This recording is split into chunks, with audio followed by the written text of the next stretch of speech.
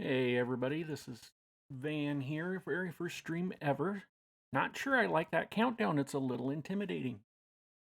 We're starting off with Palworld.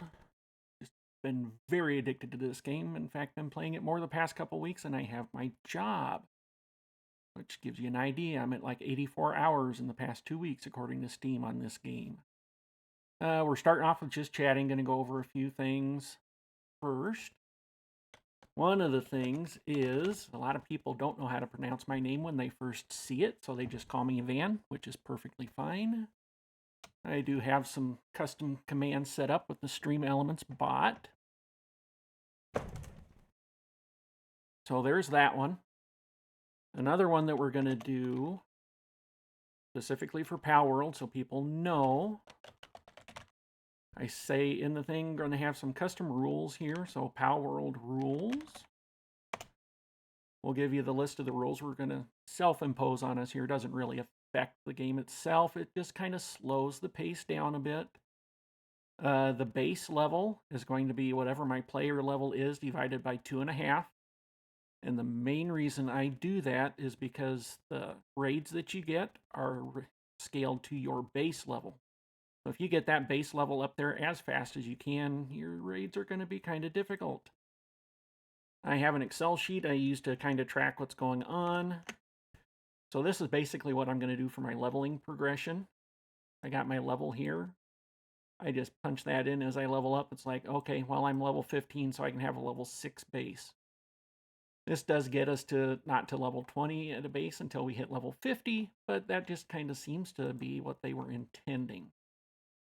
Because I know I have played this before. I get up around base level 15, and I'm fighting pals that are like level 36 in the raids, and there's quite a few of them. Just something to kind of slow us down. The next role must gather all Liftmonk effigies and memos before moving on to another level zone. Again, that's just to slow us down. I came up with this document. As it says down here, the Liftmonk and memo, can't talk, comes from the IGN.com website. The dungeon and level zone maps comes from Palpedia.net. I basically went through this morning, said, okay, here's all these areas. We're going to not necessarily do them in order, like Marsh, Seabreeze Archipelago, and Forgotten Island. We can go to any one of those because they're in the same level group. I'm going to throw Plateau of Beginnings in that level group too, since, you start there. But as you can see, these are the level zones that they're kind of talking about here. We zoom in a bit, you can see there's like a 10 to 20 stuck in there, etc., etc.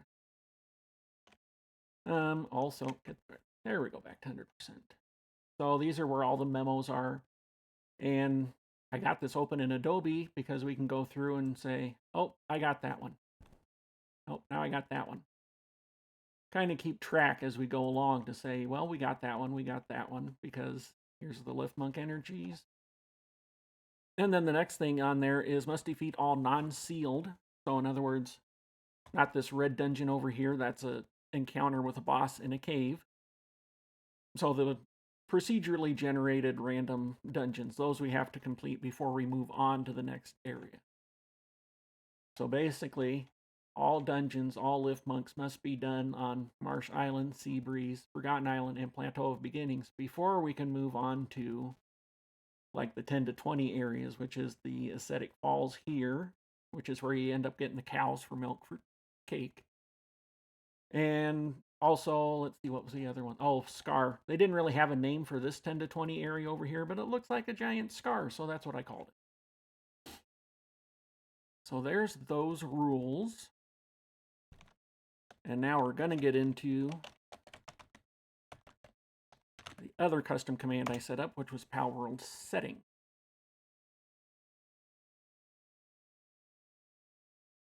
Hello, Hermac. Let's see what you're saying here.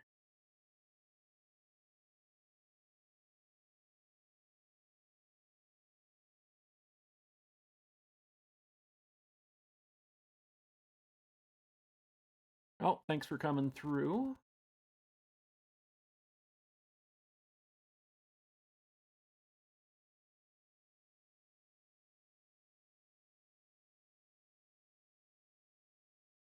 Yep, nope, not looking to promote my site at all or stream or anything like that. Literally, my goal is just to basically, I'm playing the game anyway. I may as well stream it and hopefully get better at it as I go along. So, having the energy, hopefully, I sound fine to me. I probably sound dull, flat, and boring to you guys. I hope to improve that because then it'll help me in my job and everything like that too. But we were on to the settings now, so let's actually start a game. And I know that's the default, but how can we not name it Streamer Islands? Difficulty is normal with the following exceptions. We have, and I did these in order so I'd be able to set them as we go along. Damage to structure,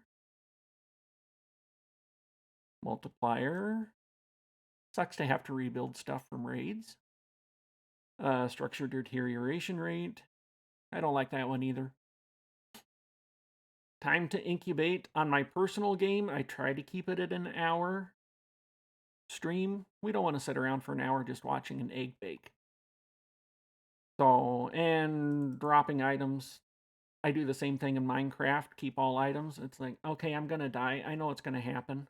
I don't want to have to go hunt down everything again. So we'll just do that and go on with those settings. Wait for it to load here. And we're going to leave it as my namesake character.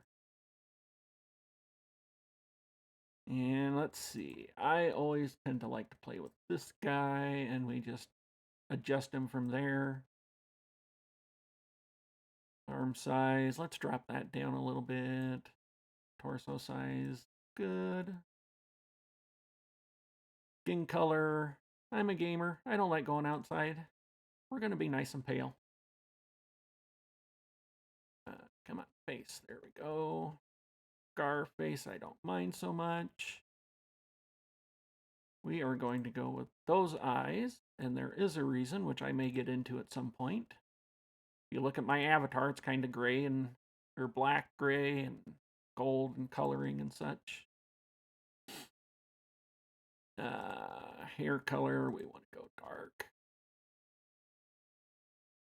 And I might change up that skin color here. Hair color, dark again. And if I was going true to life, I'd be more like that. There's a reason I don't have a cam. But we're in a video game. We can be whatever we want to be with this. I think I'm going to go with...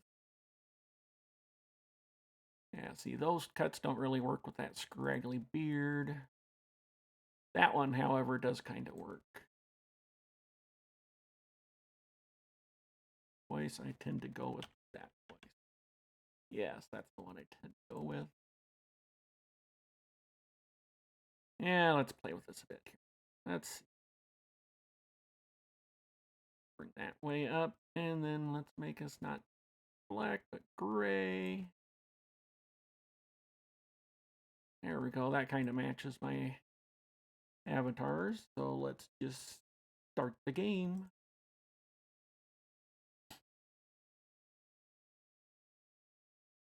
And I'm sure a lot of people that will come in and watch this have seen a lot of this already. I know there's plenty of people. I'm very late to the game as far as streaming it and starting it over. I have played through at least mid-game multiple times. I know a lot of people have reached endgame and whatnot. That's why I'm kind of making it more chill, slow down. We'll do it as we do it. I am in no rush. If you check out my streaming schedule, I intend to play this game 3 nights a week for 3 hours apiece. Whether we stick to that or not, I don't know. We'll just see how it goes. So, for those that maybe have not played this game before, we need to pick up sticks and stones. When we talk to this guy, he tells us, hey, been just a living hell, alone. The rest of his team's all gone. He gives us some wood to help us out here. When the fast travel point is orange, we don't have it yet. click it. Now we can fast travel there. We don't have any other fast travel points open, but this is where we could go click it and transfer to it. Now we're already here, so there's no point transferring to it, of course. But now you can see in the upper right-hand corner there, we have some beginner goals. This is an early access game, so I'm assuming there will be more goals set out as it progresses in development and such. Just pick up a bunch of stone. Don't really need the wool quite yet, but shortly. Get some food because there is hunger in the game.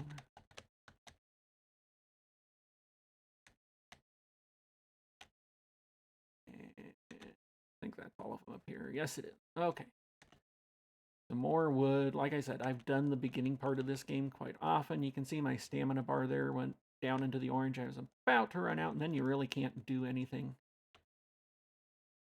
for quite some time until it completely refills, which we'll see when we get to the mining. If you stop right before it gets to the end, then you can start mining again when it's halfway full or just partway full up again. But if it gets clear to the end, you gotta wait until you've fully recovered. And I am just running around picking some stuff up, the rocks, the stones. I do have a plan. Most of the pals you meet, especially early game, are not going to attack you until nighttime hits anyway. Then there are some that will attack you. And let's see, what do we got? Yeah, that should be a good starting spot. So tutorials, you don't have to do them. You don't have to do them in order either. Says check out the survival guide. So let's just open that. It goes through what you got. Those lift monkey effigies, like I said, you catch those. You go to a statue, you pay.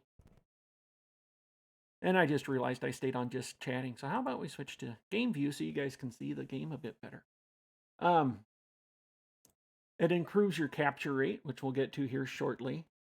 Lucky pals. I had one run where I got like 5 luckies, like one right after the other. I have not had that happen since, so the RNG was definitely with me on that one. Death, in this case, doesn't really affect us other than we have to travel back to where we were. Elements is the big one to keep in mind. Just like other games, you know, there's type advantages. A lot of people say, hey, fire pal, well, it's the only one that's good against 2. Well, yeah, unless you're fighting ice or grass, not necessarily.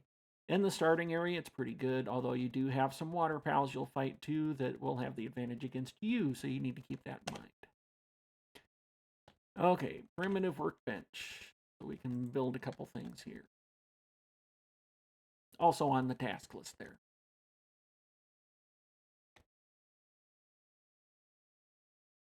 Blah, blah, blah. Open technology screen. This is where you come to actually, you know, we got some technology points when we leveled up. This is where we need to learn to use the PAL sphere and the PAL box.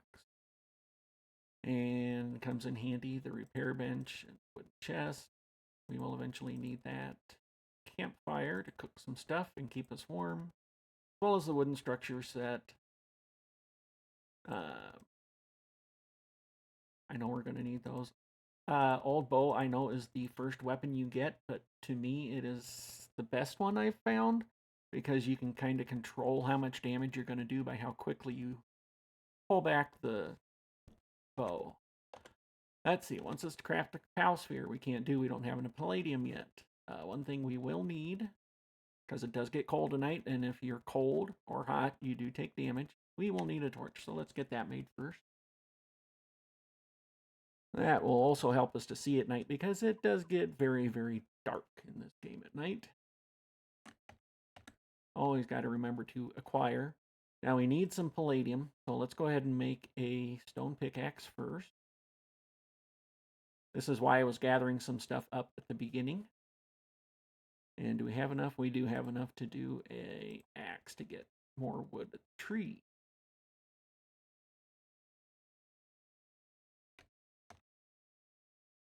And we got enough. Let's go ahead and do the club while we're at it.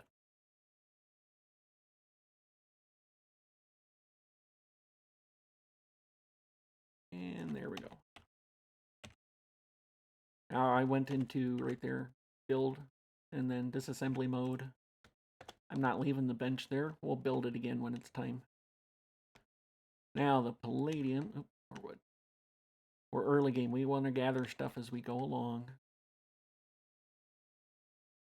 Let's see. I went the wrong direction to get some of that, but sometimes there's some sitting on the ground you can find. I know there's some back behind us. There you just saw us climbing a little bit. You got to be wary of your stamina bar, especially early game. You can fall. If you fall, you will take damage. And if you're climbing and you run out of stamina, you fall. Just something to bear in mind there.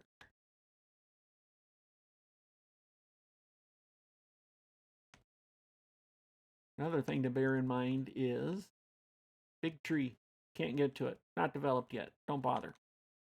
I know some people have gotten over there's a little shield around it, but even the developers have said, hey, you build a base there, it's at your own risk because in a future update, it will be developed and you will lose your base. Or at least it's a very good chance you could lose your base. There we got some palladium, so now we can build a pal sphere like it wants us to. And that is basically how we catch pals so that we can fight with them. Let's just make one for now.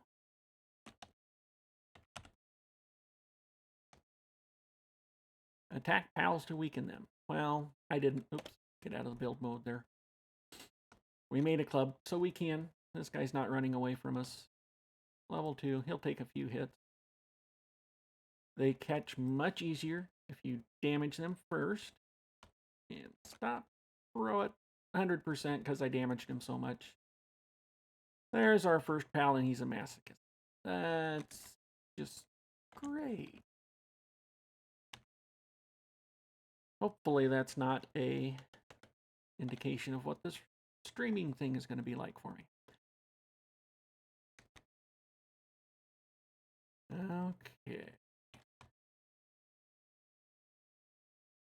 So with that, back in here we have a chest we can't get into. Those red ones are locked by keys and, well, we don't have a key yet. But there's this guy over here. So let's first look at our map. Zoom in a bit so we can kind of see where we are. And then let's see, where is my, there it is. This is a memo. We're clear back here. It is going to be that guy that's done. Here. Basically just a PDF that I printed to, and we're just using the fill-in sign to mark them off as we go. That way, when it comes time to say, do we have them all? Are we allowed to move ahead from this area? We can say yes, or no, there's one left to get yet. So let's do a bit more mining here. I know it wants us to build a PAL box, and we'll do that just to clear out the quest. But where I plop it down, I'm going to basically break it right back up right away. Because this is not where we're building. I have a spot we're going to build on that is in the beginning area here. It is basically unraidable. The raids come, but they can't get to me. They can't do anything to me. They just kind of stand there. And I have not seen anybody talk about it before. So either people have thought it's not a very good spot, which, to be fair, when I get there, you'll see it's not exactly a big spot for you to build on, but it is a safe spot, and it is big enough.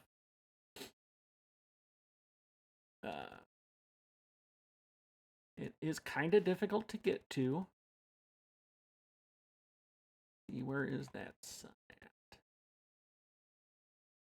And that's one thing you'll notice here, too. It does not rise in the east and set in the west. It's more like southeast and northwest.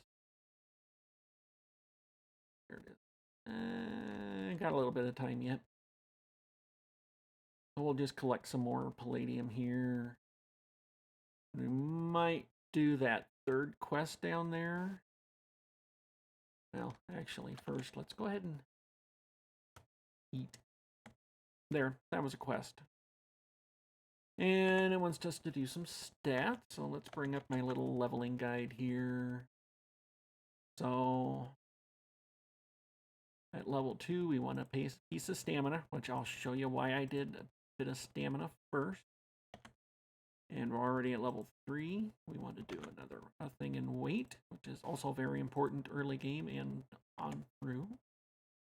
There we go, that gets rid of that. And we are currently level 3, so we're just going to hide that row in the sheet to know that, hey, we're okay to do a base level of 1. Don't have any pals here. Let's make some pals here. Because I see some future cloth right there to make an outfit so we don't have to hold our torch to not freeze at night. Stone. We need some stone. Just go mine up. Here's a patch.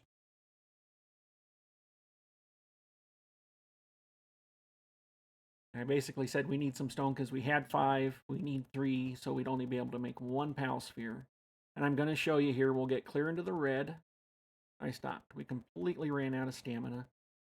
I'm clicking. We can't do anything until it gets clear back up.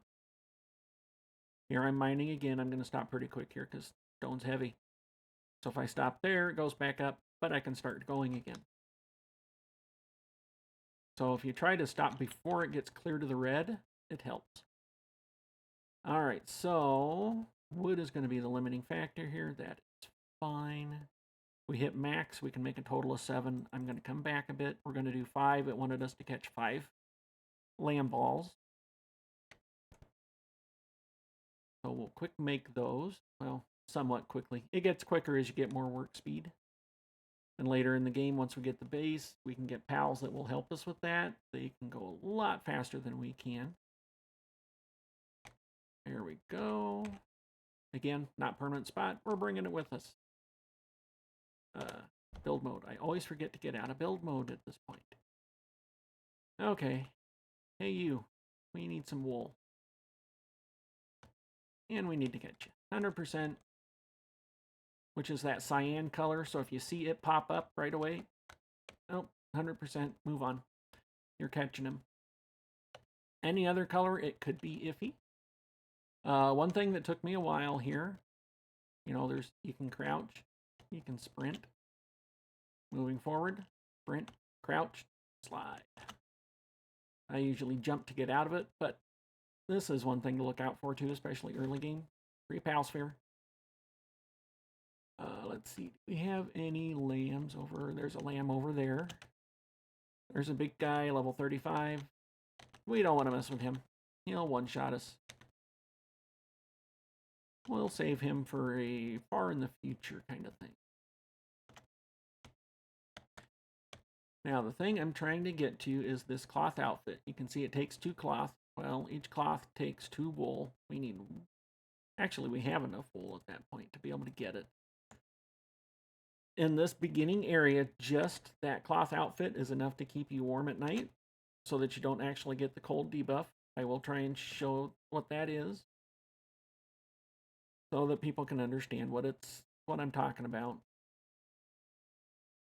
See, we're only getting...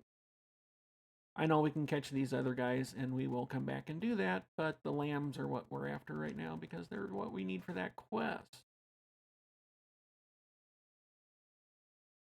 Oh, there's one running right towards me even though we don't realize it yet. And pop.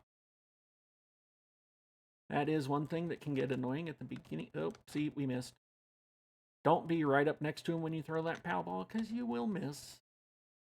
Doesn't look like you should, but you do. Early access. Maybe they'll fix it, maybe not. I don't know. That's kind of odd. Let's see. Lots of chickens. And we need one more lamb. Oh, there's one. Another one here that's not right now. Whatever.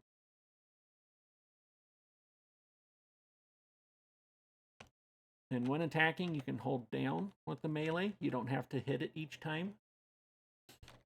There we go. We got 5 of those. Now it says catch up to 30. Well, we're not going to do that quite yet. It says build the base up to level 7. Well, we could, but we're not going to do that yet either.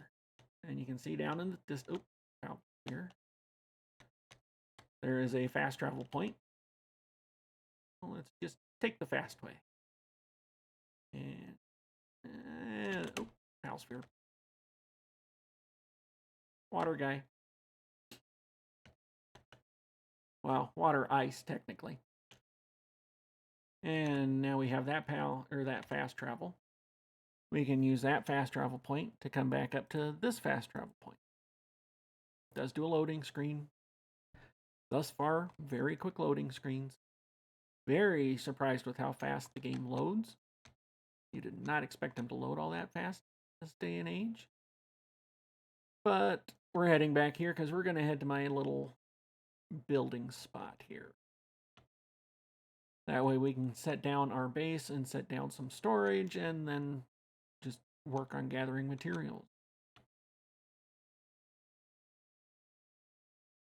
As you'll find out, I can be a little anal when it comes to how I set up my bases and stuff. You'll see here. Let's see. Get this guy while we're back here too. And these are basically just story bits. Let's go ahead and look at that journal. So Castaway's journal, day 1. You know, it comes up with basically just found strange device on the shore. It appears to be some kind of electrical contraption, but its odd design looks like no modern technology I've ever seen. Looks like a pad. The device is capable of recording images and displaying information about what is shown in them. I have decided to take photographs of the island and using this device and to use them along with this journal to document what I find. That is literally just lore is what this is. There's 39 of them. And let's bring back up that document here. Zoom in. We just got that guy right there. 2 down out of 39. 37 to go. Do not expect me to do math on stream all that often. That's what Excel's for. And a calculator. And you can actually see the base location we're heading to is right over there. Fairly flat, fairly large. Not as large as it could be, I will grant, but also very difficult to get to, and is why we spent that 1 point in stamina. Oh, we took a little bit of fall damage right there. But we healed it back up quick enough. Well, there, now it's healed back up.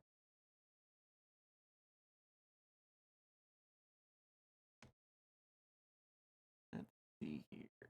More land balls. Don't really care about those at the moment, but I do see another Palsphere.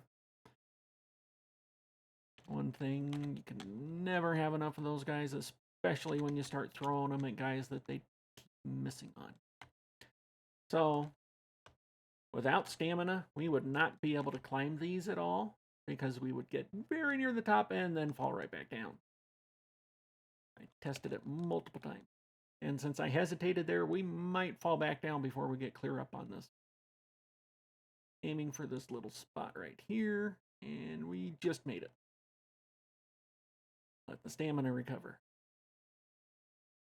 And up we go again. Without that 1 point in stamina that I spent already, we would not have made that first climb. We would not have, well, we might have been able to make that climb with it, but we would not have been able to make that first climb. As far as I can tell, there's really no other way to get up here, because you're going to be climbing quite a distance no matter which way you go. A little glitchy here. Oh, come on. There we go. I have climbed that little bit before instead of jumping over like I just did, but there we go. Now we're up here. So, sun is starting to set. Let's switch to our torch so that we can keep seeing what's going on here. And you can see there is a chest back there where I will set the base. That chest will be just outside the circle. So that means it will respawn, which is good. When I first tried building up here, I tried to make it so that there was a lot of natural ground. I gave up on that. Even having these things here, you know, it was nice at the beginning, and then it just became more of a problem than not. You'll see as we build up here. But speaking of building, since it is night, let's do the one thing to notice when you're building, as long as you had your torch in your hand, you won't get the cold effect. Let's see, we needed 2 cloth, which will take 4 of our 13 wool. Basically, this first bit of armor, it doesn't give you anything really as far as protection, except it makes it so the little cold does not really affect you. See that? You can see down in the lower left corner there, I basically switched pals to get it to come up. There's that little bar with blue and orange there. If I switch off the torch, you can see it goes towards the blue. And as the sun continues to set, it's going to get further and further. Start making that. I did not have my torch in hand, and you'll see why here in a second.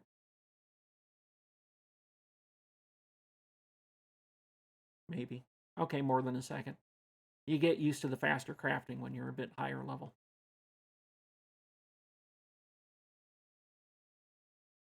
And there we go. Let's see, I don't want to acquire it yet. Are we getting closer there? Yeah. Might be getting a little dark on YouTube here, hopefully not too much. We are going to take down a tree here quick. At least until I notice we get the cold damage so that I can show you what that kind of looks like here on the screen. Because there are areas of the map that are colder. There are areas of the map that are hotter. And you can see the weight going up. It starts appearing about 50% of the weight. And once you get too high, which we're not quite there yet, then it becomes, you can move, but barely. There, see, it says we're cold. And if you look at our health, we're 95. We're taking damage. When I acquire that, it's going to auto-equip it. There, now we're not cold anymore. You can see that one little barely shaded blue bar is now gone. It's just 2 ticks instead of 3 ticks like it was before. The same thing would be accomplished by holding the torch, which I'm going to do just for light so that you guys can see too. But if you got to do this, you got to mine or anything. I'm not taking damage while I'm doing that. Okay, so torch so people can see. Wooden chest off to the side. Actually, let's go put it back. Yeah, let's put it at the end. And the reason I'm coming clear over here to put it down is because this will be outside the circle based on where we place the thing.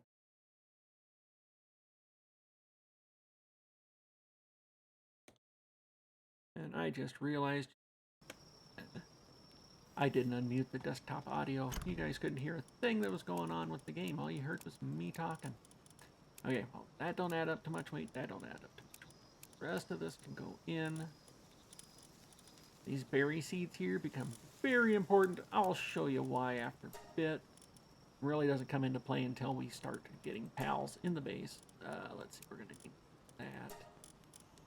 And you can see right now I'm calling it a glitch. I hit sort, it resets the timer on this stuff.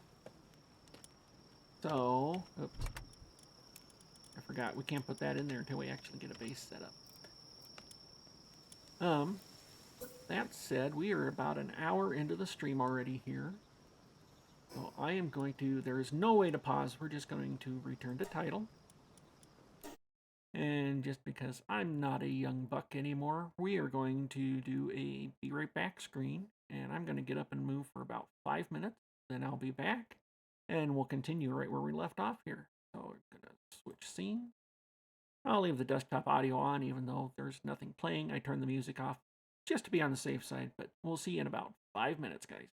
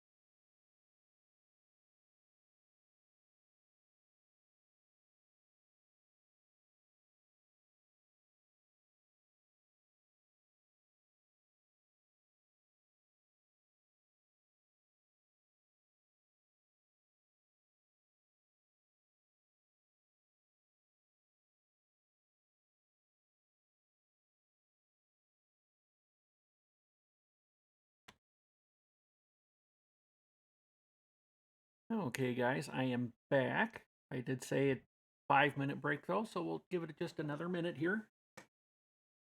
Just in case somebody else did get up and decide to take a break, which is helpful.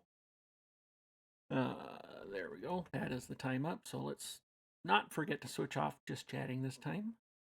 Switch back to that. And let's go back onto our streamer island. Islands, plural. Sorry.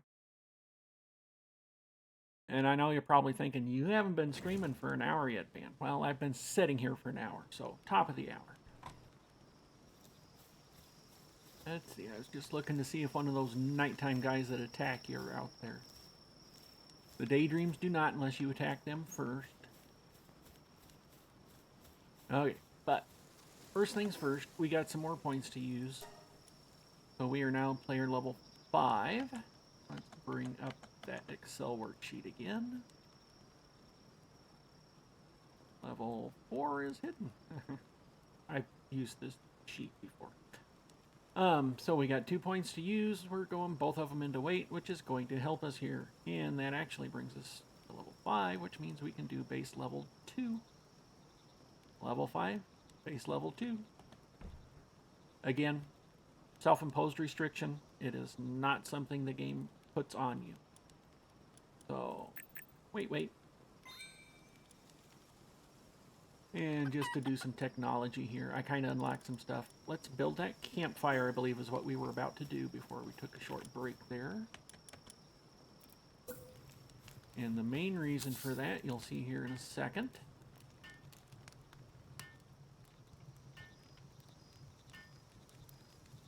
More than a second. Okay. Now a second. Okay. Main reason for this. Now. Actually, let's get back. Item. Short. We'll use the glitch for a little bit here. 10 minutes it was what it set both of those to.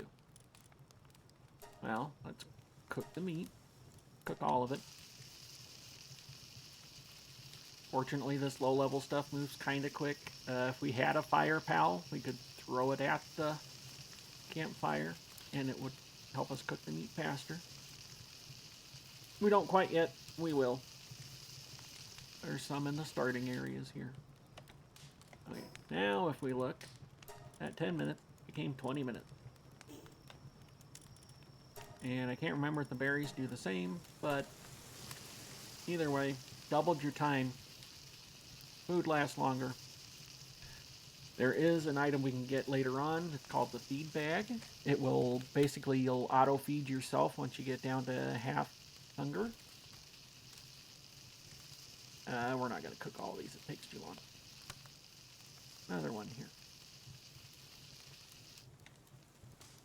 Berries are easy enough to go get, but there. And our hunger, we're actually down to about half hunger.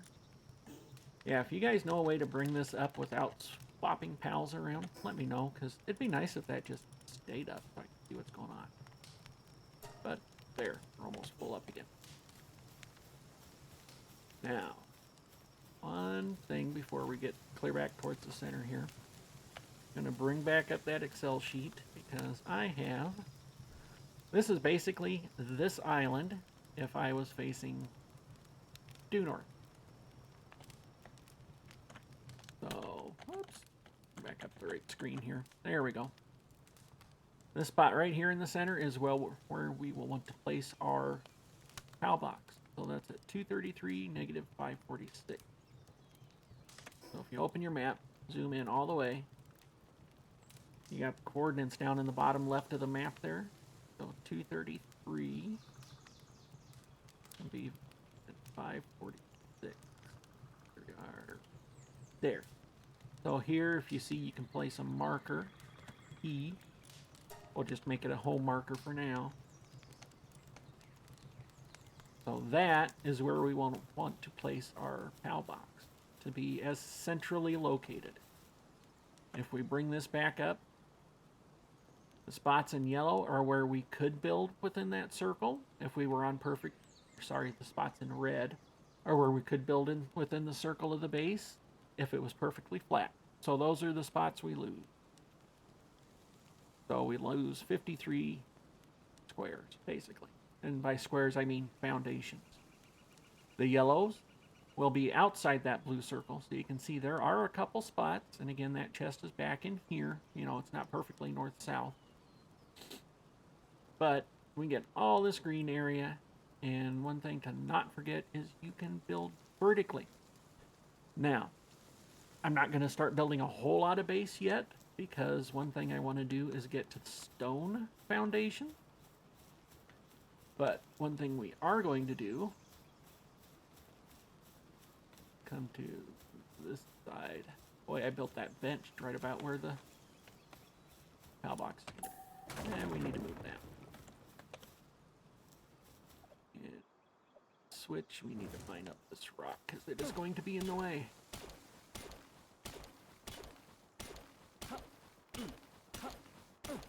We're going to build the box on some foundations, but they're just going to be wooden foundations for now.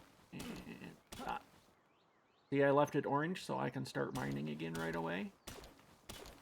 This early in the game, not going to make a difference. I could have let it go up all the way, and I will probably still have to stand here mining the whole thing up.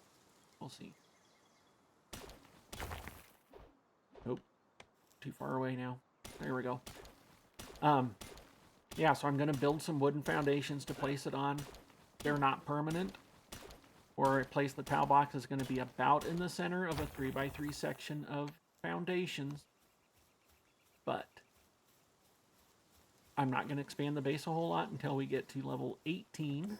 And the reason for that is if you look in here, level 18 is when you get the stone structure set. So you can do the stone foundation. That makes it so much better for building, because for one thing, if you do get a raid, and I'm not saying you can never get raided here, there are flying pals. I have a feeling they will get stuck as well, in which the spot, I'll show you here quick, we don't have to jump down. Basically, right down in that spot down there is where the pals, the raiding parties, get stuck because they can't climb this. So they come over there. That's the closest spot they get to spawn. They spawn like somewhere up there, and then they work their way around. So it takes them time to get here. And by time, I mean a lot of time. Okay, so what we're going to do, I like to build my stuff on the north-south line. So if you can see my compass up top there, I got that dot that moves, basically stays in the middle as the cardinal directions move around me. So if I come to there, I'm facing due north, and I got my waypoint there. And this tree's going to be in the way.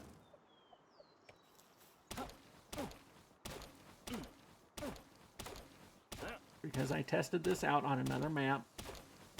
I'm going to show you two ways here, but this is going to be the first one. If we build a foundation, you know, I'm near me, it's only going to want me to build there.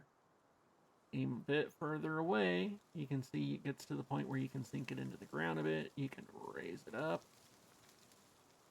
When you're looking out there, you can see underneath my little home icon,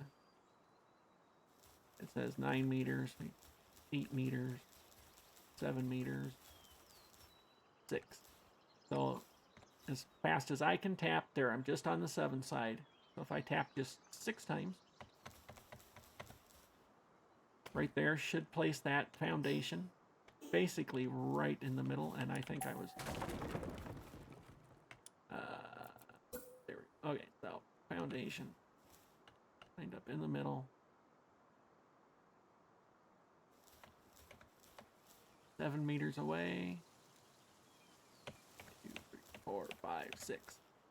So right there at the extent that I don't want it there, but at that extent should be where the foundation should be the center. So we'll place it, I'm looking at the bottom left, bottom right next to where it says I have 56 wood. I'm placing it right as that comes up. I want to be facing due north. So, place it. Now, this isn't where I'm going to leave this, but if we come to the middle of the thing, as we spin around, we never really catch up to that spot. By putting it right there, I'm right where that marker is. Now another option, come back here. Because I tested this out before, build a foundation. I'm facing due north with that marker there. So if we go past that and we're just keeping it due north, I'm basically going to the edge. It's gonna say eventually turn red. Oh, nope, not placed on ground. Oh, back up until it gets to there. So, how close are we? I'm rotating my mouse wheel. You'll see here when I place it down, it places that a different way. Because I think we're gonna go off. Yeah, see, we're going into the ground, so we gotta place higher. So, we're gonna go the other direction with it. Wooden foundation. Facing due south.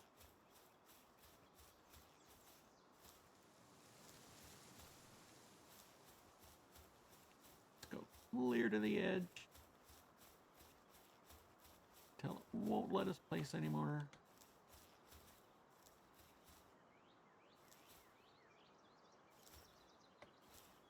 It's right there. Oh, now we gotta come back to it.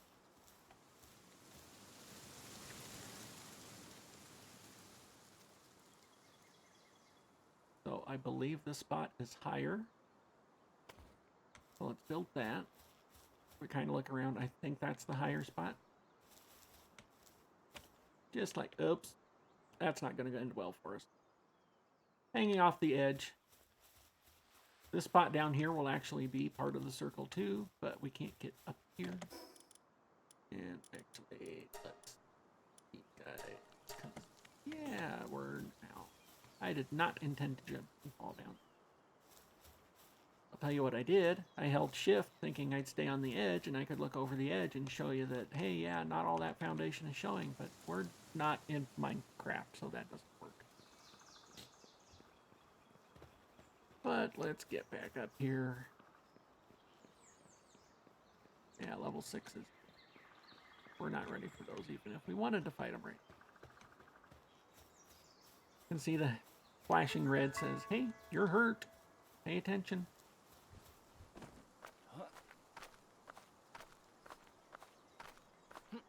Now, before when I was saying we needed at least 1 point in stamina, we'd get about here and fall. Literally even a half second later, and we would have fallen because we ran out of stamina as we were climbing. As far as I can tell, this is the only spot you can actually climb up here. You know, there are spots over there, but their climbs are just as long. There's a rock over there. Anyway.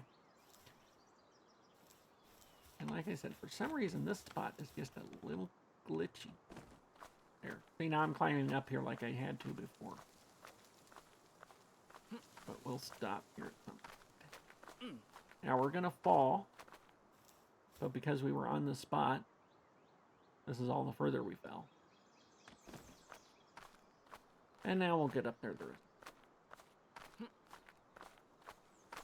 So, basically, when you get up here, place a PAL box down before you start messing around, because if you fall off, you gotta climb it again. And possibly again and again and again and again. Anyway, let's see how close we were to my marker here. So now it's gonna be a free floating. Once I get close enough, it attaches. So these two foundations are now considered part of the same structure. And I should have raised them up a little bit. Dang it. So my highest point is actually off that direction. Even this spot comes in. So I'm still in disassembly mode. As long as what you're actually disassembling is not connected to anything else, you'll get your materials right back in your inventory.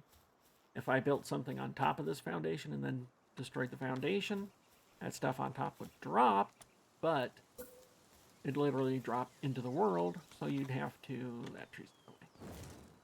So you'd have to actually go and pick it up.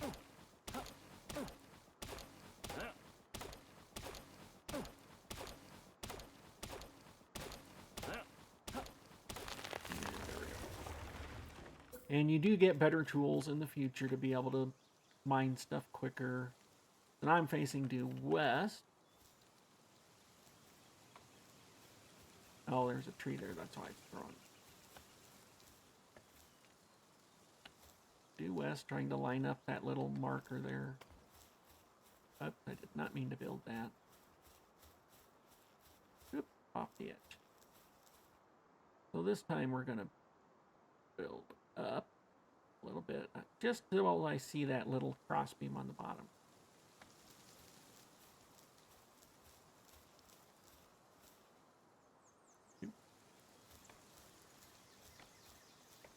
I'm just tapping until we come back. There we go. That one is almost literally just floating. Now there's one thing you can see here. Build, left click. Continuously build, right click. The only difference is build, closes the menu. Continuously build will let you keep attaching. And that shows you just how close we were from that marker. You know, we can attach there, just a little bit different. Attach there, just a little bit different. That to me says, hey, we got pretty close with where I got that timing set. So, and now we're also not sinking in, I believe. I want to build that one. I want to assemble that one. That's our center. Boom. Center mark. So let's just build a 3x3. You can get by with a 2x2, which if we keep streaming long enough, you'll see at the second base location, because it's easier to fit a 2x2 there than a 3x3. And I am worried I'm not high enough here. Let me see. Because if we do 3x3, I'd go like 7. I think I'm going to end up, yeah, I'm going into the ground and I don't want to do that. So I want to build those higher. Unfortunately, there's no way to do that except to start it over again. So if we go due west, line up, good enough. Till it pops off the edge. Back up a bit. So before we lined up till there, I don't want to go quite that far. Let's just go there and see R. Line back up there. Going out as far as we can. Oh, turn red. Come back. Come back. Come back. Build. And I think that should be high enough because we won't go clear to the back there. Build. Continuously build. Oh, see, we must, and by doing that, we're further in. Don't like. So I think what we're going to do is just block it. That's the easier one to do anyway. We just got to make sure we build it up a bit. So, that original one, I like my stuff to be facing north-south. No, it does not matter. This is the point where I said before, I'm a little anal about this stuff. So I'm going to want to raise till it's about there, I think. Will be high enough that we'll not have any issues on the edges. And I'm looking at that 10 meter, 9, 8, 7, 6, come back, 7 meters, 1, 2, 3, 4, 5, 6. And the reason I did 6 is because I tried it before and I'd get 12 before I'd hit another. So, latch it good. The reason I rotate it is because that way I know which one's the center. And with the wood ones, I'll show you with this one here. Oop.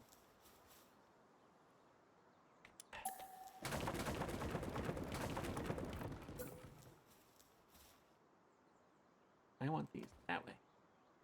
Now, you can see there's actually 4 rotations on the wood ones that are not as noticeable on the stone ones. So let's break that. And let's rotate once, twice. Now they're going to line up. Come back here. Now, you spin around. It's going to be off. So rotate once, twice. So that's our 3x3 where the PAL box is. Stand in the middle of it. We never really get towards that 0. It always constantly moves. So, insufficient. Oh, that's right. We put all our stone in the box. Tools do have durability. See, that pickaxe is down to a durability of 10. I think that means I get 10 more swipes with it before it breaks. And while we're here, defense of 15, it adds 70 to my health. Again, that's basically nothing as far as armor and defense goes.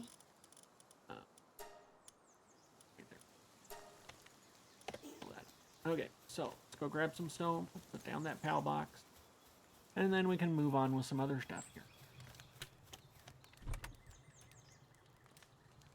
Take note, hold down control, and then click. You take one at a time. We only needed 3, I believe, to build that. Yep. And then I'll show you where that circle is here. Based off this location. And you can tell here we're high enough that they ain't gonna come into issue there. So, PAL box. As you can see, there's a lot more blue/red box on the right hand side right now. That's the back end. And the reason there's so much more there is because when the PALs get summoned into the base, that's where there'll be. So because we built on due north, we know if we want stuff to line up, just base due north. And I think that's going to be good enough for now. Not too bad. Could have gone back a little bit further to be absolutely centered. It is much easier once you're on the stone foundations to line that stuff. Again, not too worried about it right now. But there, that gives us our PAL box, which acts as you can see, fast travel down there at the bottom. It acts as a fast travel. So we can get back up here now from any fast travel. Now let's see, back here was the chest. And as long as it's intersecting this rock, and it is, since this stone node is not fully within the circle, your pals will not mine it, but I'm not too worried about that. The chest was about here. It's outside the circle, which means it will respawn. These ones that are fully inside the circle will for sure be mined by the pals that are able to. It says build your base level up to 7. Well, we're not going that far yet, but you can see here's our circle. So this stuff out here is outside the base. If deterioration was on, then the stuff outside the base would slowly deteriorate over time. Come around here. And you can see where that circle goes down there. There's really nothing we can build down there. Everything's going to be up on this base level here. If I can get there. Yeah, you can just barely see it. Look off this, basically the direction I'm looking there. That little spot clear down on the very bottom ground between the two boulders, that's where the raids get stuck. Because they can't climb up here. Which makes perfect sense, because if the raids could climb, they would climb over your defensive walls, which are a ways off. Anyway, even if we needed them, you know, like there's the wooden gate that would be the defensive wall. The actual defensive wall is down here. Seems backwards to me. You'd think you'd want the defensive wall first and the gate later. But anyway, if the pals could climb, they'd climb right over the defensive walls. Kind of no point.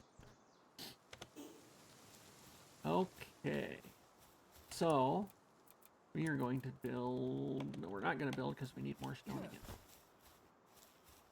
Hey, it says a visitor is heading towards the base. Good luck. That's one thing too, since we're up here, wandering traders, they ain't getting up here. Okay, it said we need 5 to build another chest. This is not going to be a permanent chest either, by any means, because we're going to replace all this with stone, but it's handy to have this stuff up here for now. We're just going to place it right there. I'll worry about specific placement later, but I like to have... Basically, last time I set this up, I did chest, chest, chest, with different stuff in each chest, so that I could come back to the base and just drop stuff off. And you'll see that when I get to that point. Let's see. Not enough to get encumbered. Oops. Oh, there I'm encumbered. Quite a bit. So you can see there my weight is 409 out of 509 out of 450. Means I can't move very fast. We're just gonna take half a stack of wood and drop it. And now I can move. We'll come back up and pick up that half stack once we get this stuff in the chest. And besides the pals being able to help you with building and such, processing stuff, that's good.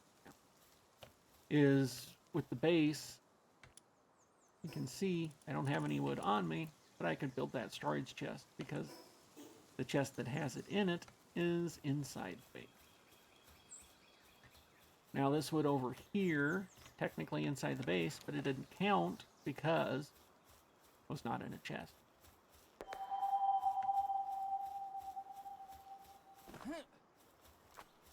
Hey, we just got a follow. Thank you for that, Drag Dragon.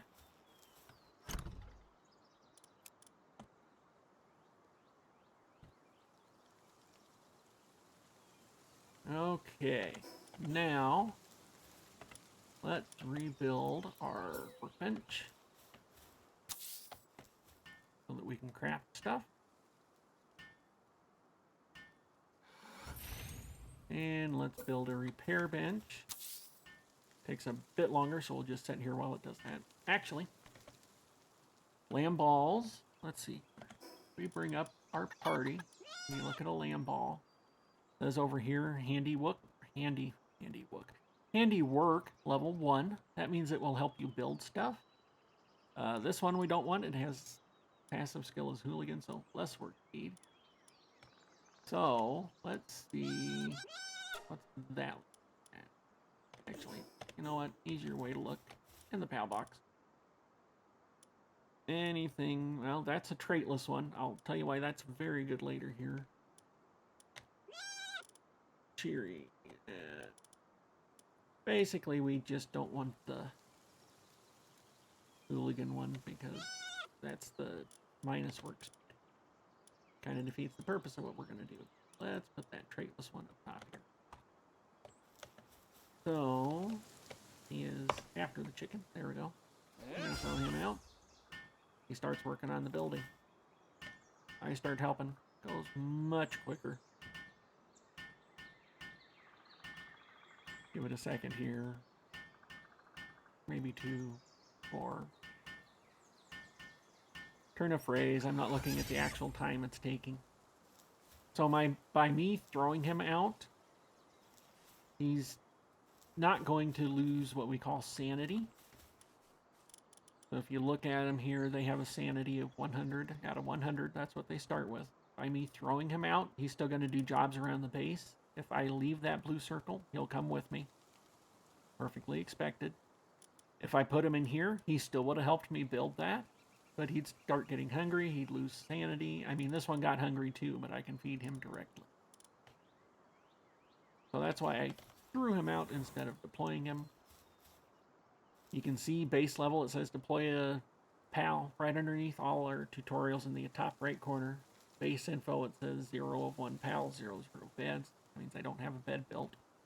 It means I really don't want to throw a PAL into the base because that would mean he's going to lose sanity even overnight because he won't be sleeping in a bed.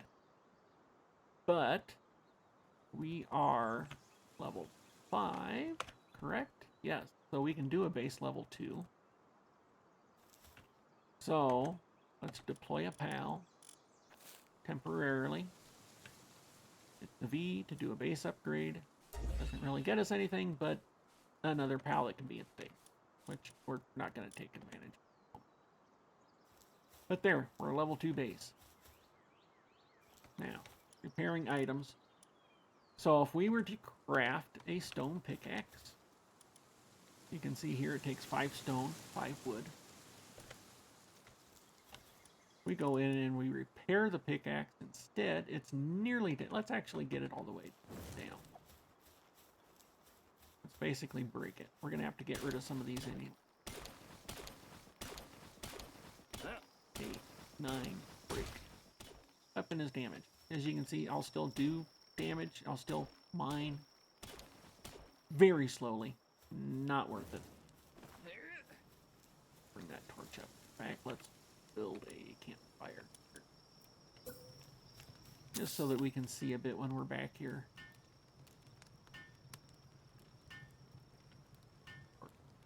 3, 2, 1. Can't wait till we get some more speed. Okay, now I don't have to hold the torch and you guys can still see. So, remember, over here, 5, 5 to make a new one. Over here, to repair it, only going to take 2. So it's cheaper to repair them than it is to throw it away and make a new one. Not so big a deal when it's stone and wood. Becomes a much bigger deal later when it's iron. And then the refined iron. And then the pal metal. Especially later in the game you get, the bigger it is that you repair it instead of discarding it and making a new one. When we get into mining for, it's called copper ore, but ore, when we get into mining ore, this stuff right here, then we might make multiple pickaxes so that we can do a run, as we call it, basically just mining up all the ore in that spot. And then we fast travel back to the base, we dump it in a chest, and then we can process it here at the base. I might make more than one pickaxe so that I can do that whole run without having to repair it. But we'll see when we get there. Sometimes I do, sometimes I don't. One thing is here, we have palladium, we have stone, instead of, you know, dragging it over one at a time, or you can do the whole stack too. Put half of it back. You can, on PC, I'm not sure what the code or what the key is on Xbox, but you can hit R. Anything that's in that chest will then move from your inventory to the chest. That makes it much quicker. Okay, so now, mainly, since we're not really working towards the level 7 base yet, main thing we need to do, catch pals. How do we do that? Well, the pal spheres. If I hit 2, I don't have any pal spheres on me. Oh, wait a minute. Yes, I do. But I can't switch between them because I only have one type. So, how many pal spheres can we make? Hit max. We can make 12. Get out here and help me. They will help me craft stuff here too, not just build stuff. That's what that handiwork skill is good for. As you get into the later game, there's one that's fairly easy to get actually through breeding, is the Anubis. He has a level 4 handiwork. You basically would have been done with these before we'd even started them. Now, one thing about it being nighttime, we're going to need to do that, but let's go back to this. This is that first one we hit. We're basically going to make a run down. Look over here for thing. Let's see, we've already caught 5 flame balls because of the quest. Let's go catch 5 more. One thing about it being night is, you see the bubbles? They're asleep. They're not going to run from you when they're asleep. Oh, I woke him up. Don't want to hit him too often, otherwise, because the higher level you get, the more damage you do, the quicker you kill him. Hey, looky there, a gold swift. My last run that I did, basically building in that location, it seemed like everything I caught at the very beginning of the game had swift, except the mount. Gonna come in handy. I can still use that to get this stuff later. We look over there, there's a nighttime mob who creeps. They are not aggressive. They won't attack us unless we attack them. But they're not here what we're here for. Actually, let's keep that torch out so you guys can see too. Basically, we're just running around here looking for those sleeping mobs. And once we get the lamb balls, we're going to go after the cats, those pink guys. They run, and they run fast. Catching them at night when they're sleeping, best time because they ain't running from you right now. Wake up. There we go. It was cyan, 100%. Move on. One. Yeah, I didn't hit him as hard those couple extra times. 99%, but it's cyan. It's going to catch him. And there's some lamb balls down there. We only need 2 more, I think it said. Level 1, I might kill him outright. No, good. One more. 100%. And there's number 10. You get a bonus to XP when you catch 10 of the same pal. Now, the only reason to catch those guys would be for the wool or just plain experience. It's not going to be as much experience, but experience. Sphere 10. So, let's see if we can find any cat. Because they will help us mine. I'll grab that guy later. Great. Oh, there's a cat. Oh, see, they're starting to wake up here. Question mark is like, hey, something's coming up behind me. Yep, that was me. 100%. What's our first cat get? Coward. All the cats get the coward trait. Stronghold strategist, which basically, if I recall correctly, is something that raises the player's defense. Let's grab these berry bushes while I'm here. Oh, I think that was all. This is an iron node. That will give us that, or not iron node, sorry, copper, whatever it's called. Ore node. It's what we need to get metal later on. And I'll show you a trick here. You see one a bit further down the hill. I'm going to try and get 10 of those again. Bonus XP. And we need to catch a total of, what is that, 17 more anyway to finish that little quest, tutorial quest as it were. This is technically a sandbox game because you can play it however you want to play it. You really don't need to... I mean, even just building stuff around your base gives you XP. Not a lot, not very quickly, but it does. So you could focus on that. Even just going around and gathering up the berries was giving me experience points there. Oh, there's a cat. I might take some damage falling here, but... Hello.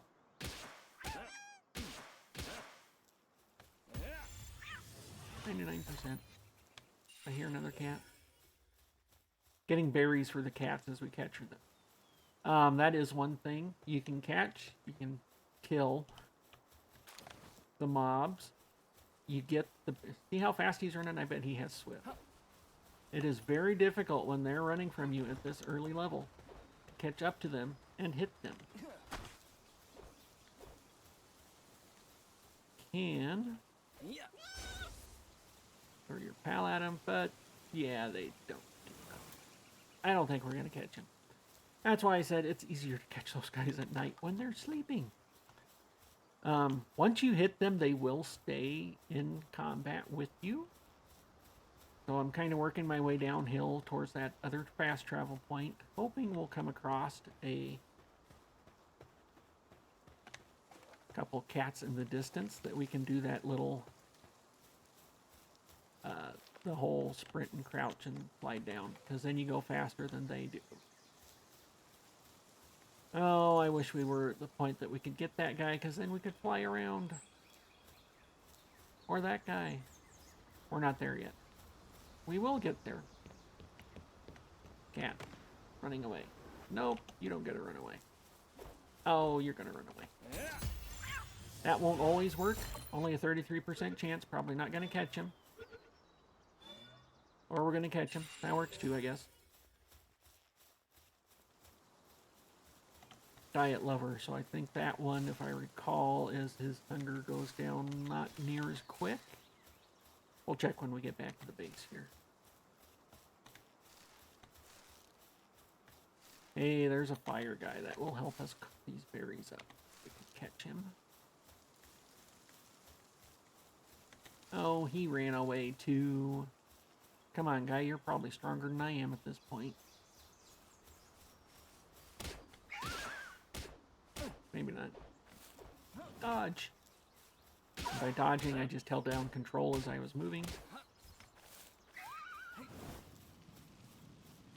Basically, just trying to get him down a little bit more. 83%. We'll see. Sometimes that RNG does not cooperate. Okay, there we got him. Oh, and he's a traitless one. The reason I... What are you guys fighting for? Oh, I bet he's mad at me because I caught his friend. Yep, that's what that is. Well, we got some pow balls. We'll catch you. Really should have went to the side instead of towards him.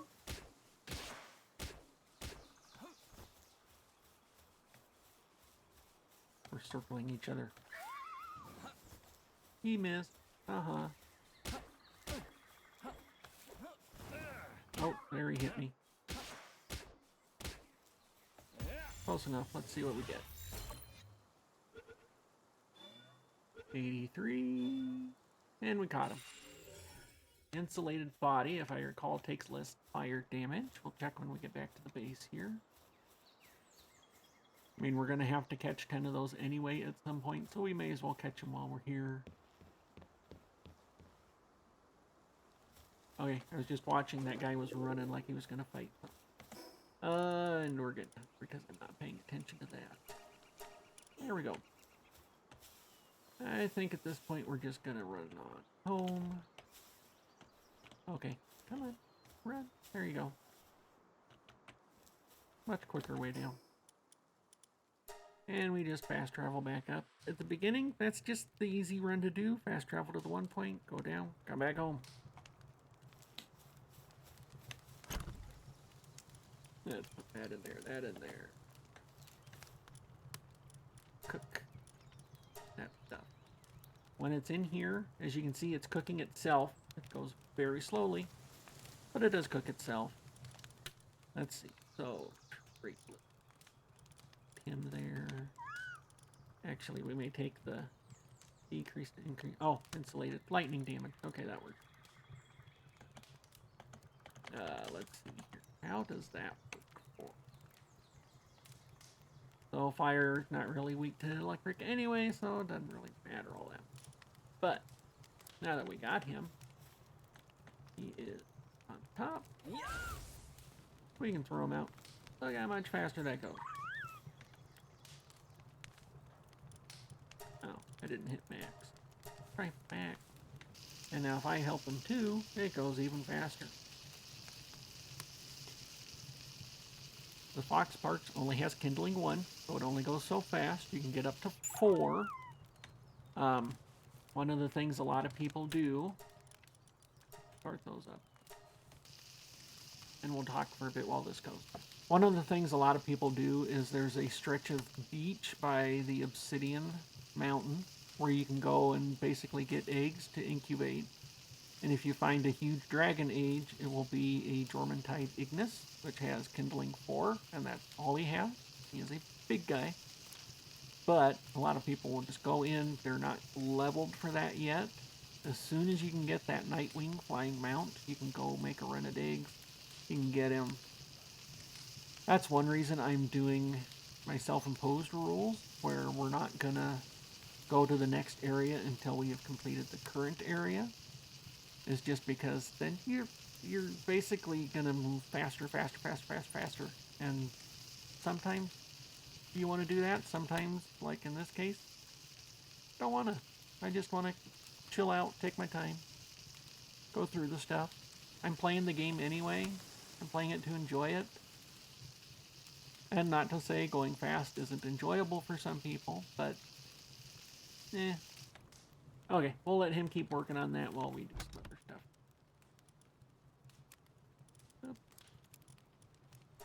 And yeah, those berries only gain 5 minutes when they're cooked, but 5 minutes is an extra 5 minutes. Oops, come here. One thing on here too, you can see under the nutrition, you can see that lamb kebab 52. The berries aren't as nutritional, so they don't feel as much hunger. Both of them restore some sanity. So basically, once we start getting pals out at the base working, once they get hungry, which is at the 50% mark, they'll go eat. Now, if all you have are berries at the beginning, cook them, because then they'll regain some sanity. You don't want to stick at the berry level, though, because eventually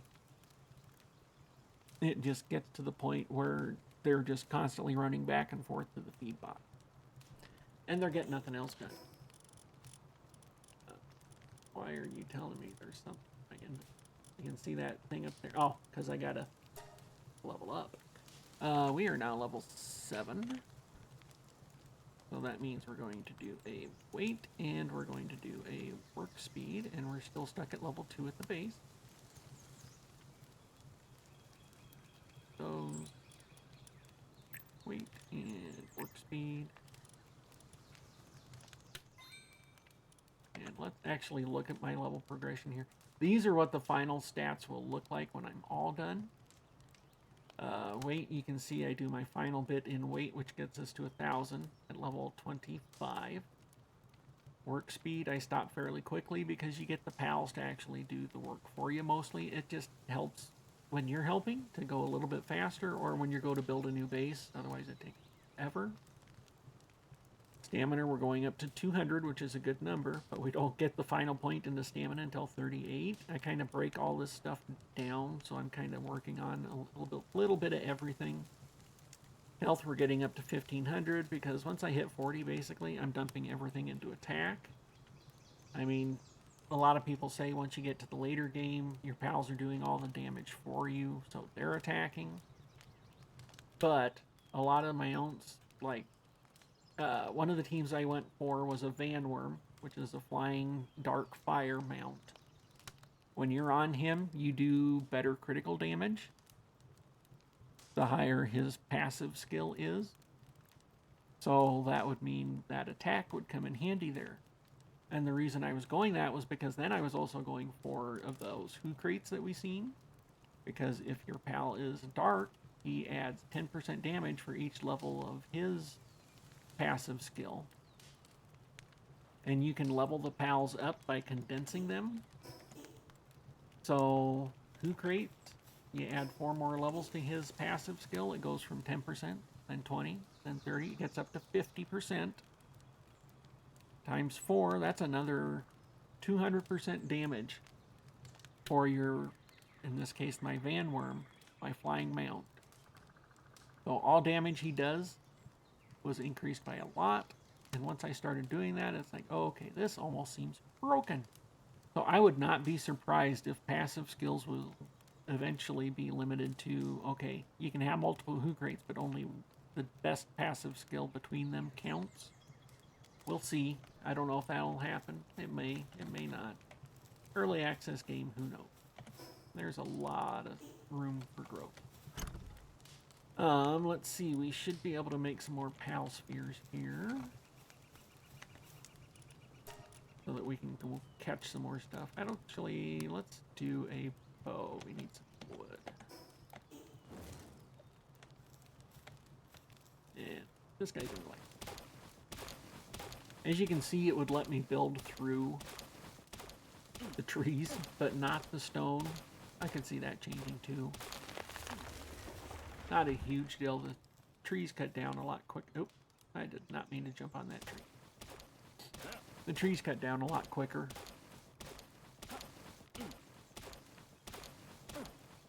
Come on, almost there.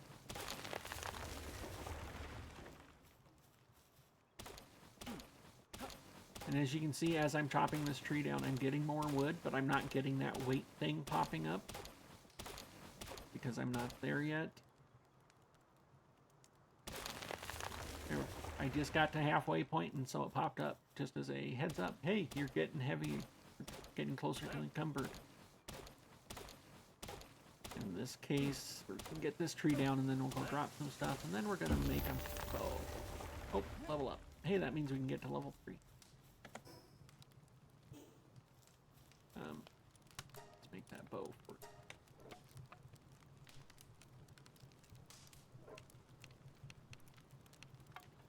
Actually, let's see. It's been about an hour since the last break, so we'll get this bow made. And we'll see how this guy's doing. Let's help him finish up quick. 12 berries to go. One thing about throwing out a pal to help at the base, since I threw him at the fire, he will stay sitting at that fire, waiting to cook. I think if there's something else that can be done, he may switch to that. But I think since I threw him at that fire, that's what he's going to do. There we go.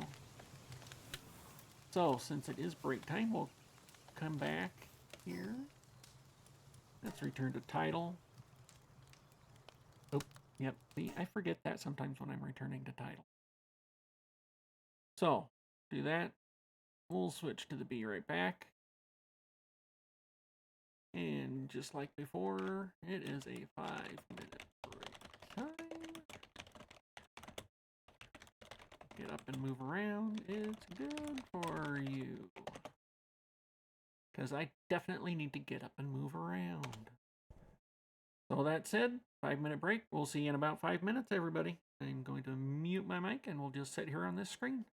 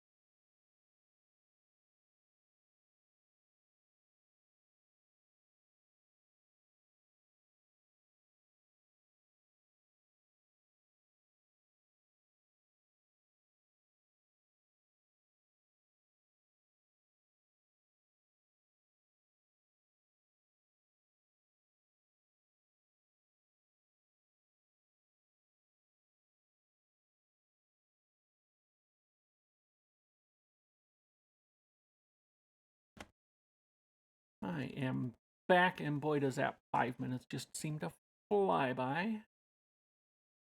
Let's switch back to the game, and let's go back into our island. I really hope pausing the game is something they add here. Even if it's only on single player, pausing the game come in very handy if you have to get up and do something quick. Okay, so we are now at level 8, which means that row, one more wait, and now we can go to base level 3. Doesn't really get us a whole lot at the moment, like I said. Oh, right. That box where the pals drop are right there. This is getting me nothing at this point other than being able to sleep through the night. Since we're going to work on those cats and stuff. Not something I want to actually do. But it's built. Level 3. And now it's not built. That is one thing about your base level. You do not go back down. So basically, once I built that feed box and 3 straw beds, the base level can be increased, and then I could destroy both of them, well, or all 4 of them. My base level stays the same. One thing about raising base level is once you get to 10, you can see this line down here, max number of bases, you get another base. You get another one at 15. So you can build an extra 2 bases currently in the game. Your first base, or at least the way I've been playing it, is my main base, construction base, breeding base, etc., etc., etc. Second base is usually your ore base. There is a spot on the map. I have it uncovered. You can see it there. Let's bring it up the other map thing here. So if you look up here in this area, there's a oh, we're getting raided. Let's look at that in a second here. So I can starving pals. We got pals, right? Yes. Okay, so the bad part is don't have a mount. Gonna get down there. Gonna take forever to get back up. The good part is because they get stuck. I'll show you. See, they're way over there, 90 some meters away. There, we'll take their path back up. They're basically coming around the hill, down the line. They're gonna get stuck right down here. And when they're stuck down there, unable to get to where they're trying to get to, they don't fight back.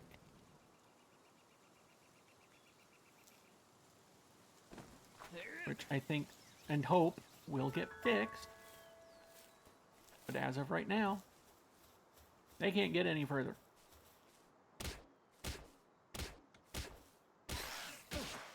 Headshots are a thing. You've seen I did a lot of damage at one shot there. See, even almost dead, they're a bit harder to capture because they're a bit higher level. Well, I say level, but they're a bit higher tier. Let's put it that way, tier. And well, he's being captured because usually when you get so far, then the guys start running back.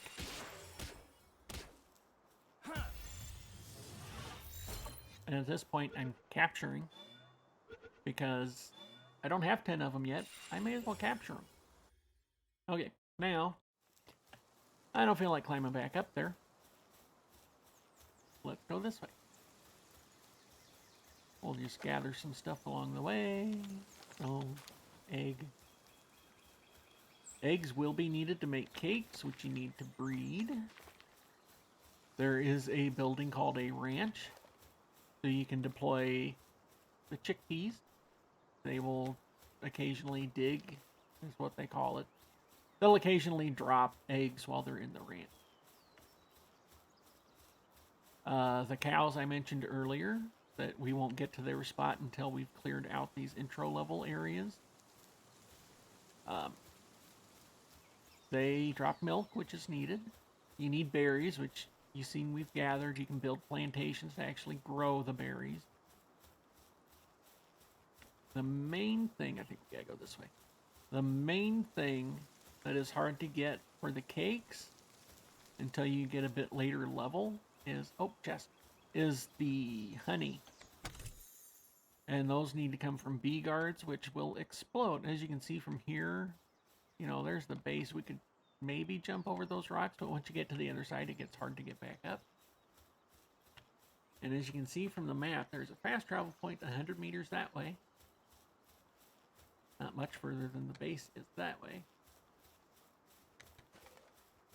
But just to give you an idea of a different way to get over there from the starting location, you know, before we went through those ruins. Well, here we are. Not sure if you're recognizing those little bit of ruins. We stopped over here once at the very beginning. Our fast travel point is right over this way. Pick up that stick. There we go. Run, run, run, run, run.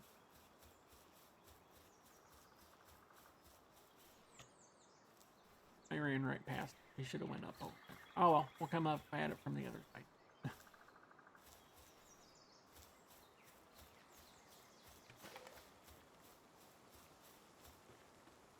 So our base is right over that way. You can kind of see it, 161 meters that way.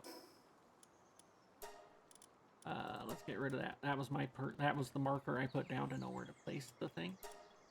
Now that we have foundations in place, as long as we don't break all the foundations, we don't need the marker to tell us where to place it when we upgrade the stone.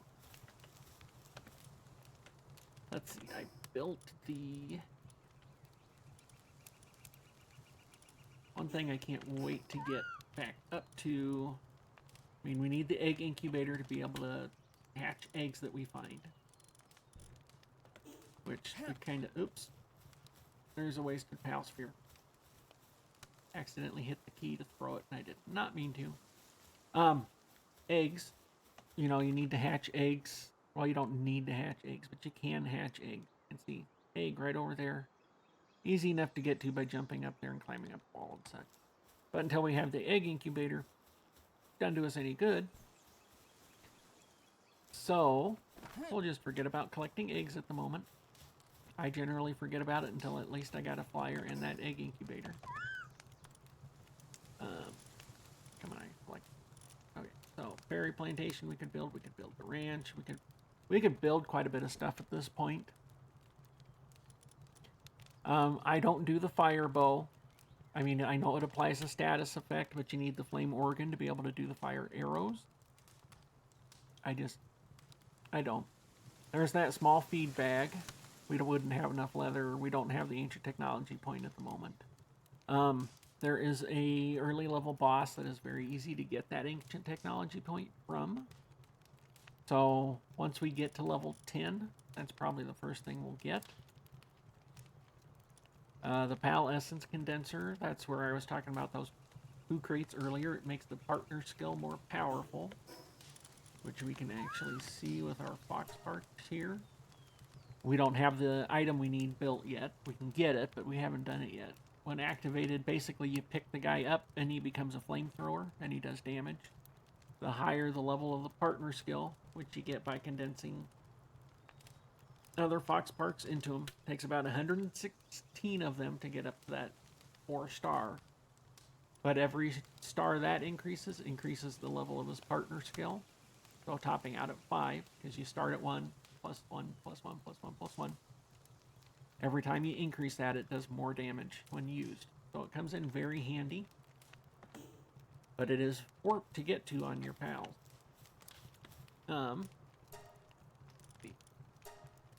Pal spheres, it says we have 4 in inventory. Like 6 of those. Get down here, no. Those. Because the sun is starting to set, and then we can work on those cats here. I'm only making 6 of them, because then I want to make as many arrows as I can. Now it says 87, but it's 3 times per craft. So it's a little misleading there. Gonna end up with 87 arrows total. And since we have that old bow, we'll be able to aim and shoot arrows and then Once you damage a pal, it won't keep running from you, usually. Sometimes there's a mob called the Lift Monk. It seems like it just keeps running and running and running no matter how many times you hit it. And at least that's been my experience with them lately.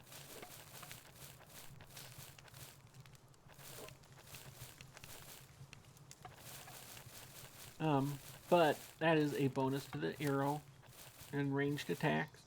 The old bow only goes so far, so sometimes they will start running from you anyway. We haven't seen it yet, but one of the mounts you can get is a dire howl. It's basically a wolf. You can ride it once you build the saddle. He moves faster than you can, even without any bonuses to his movement speed, and he can catch up with those normal pals, and you can use him to catch up enough to hit him and then be able to catch him. When you're riding a pal, it does not automatically attack like it does if you just toss the pal out, and I'll show you here in a bit. You control its attacks and its movement speed while you're riding it, so that makes it easier to control when you're trying to catch pals versus just take them out.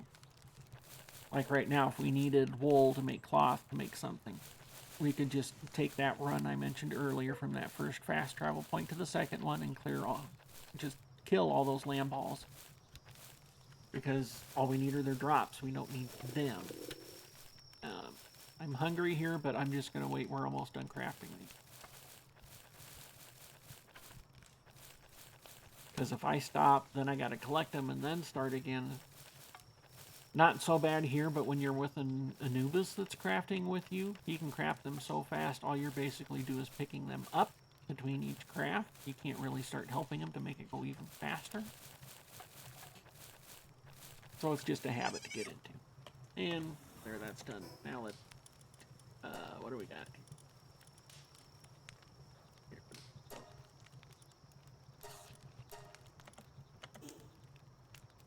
Okay, so now, equip that bow. Let's repair that club.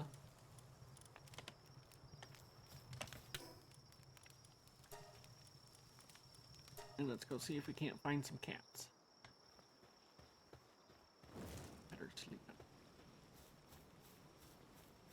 No cats there. That's one thing about it when we go for the daydreams. They're very easy to see where they are.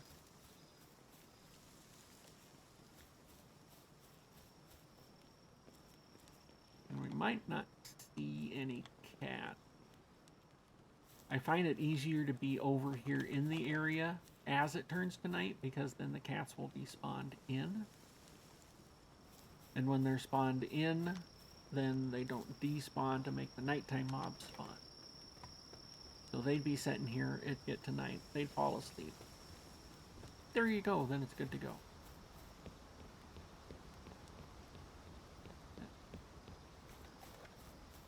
What do we got? We got 2 crates down there. I'm kind of keeping my eye out also. There's a mob called Depresso. Chicken. I'm going to bet we don't find any cat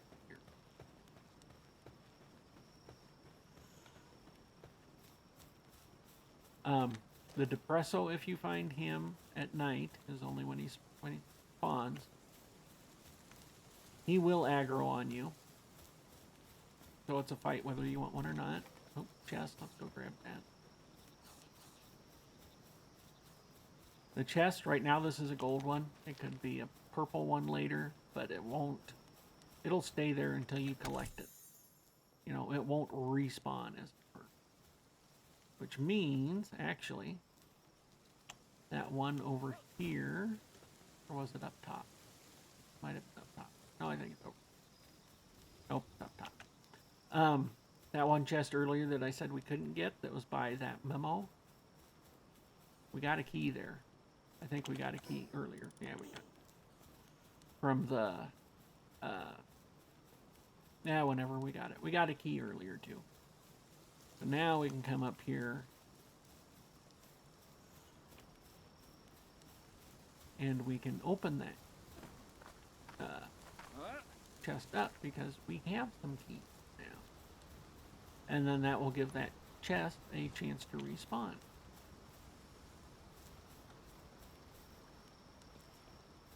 So let's see what we get. Sphere, old bow schematic. Of course, only uncommon.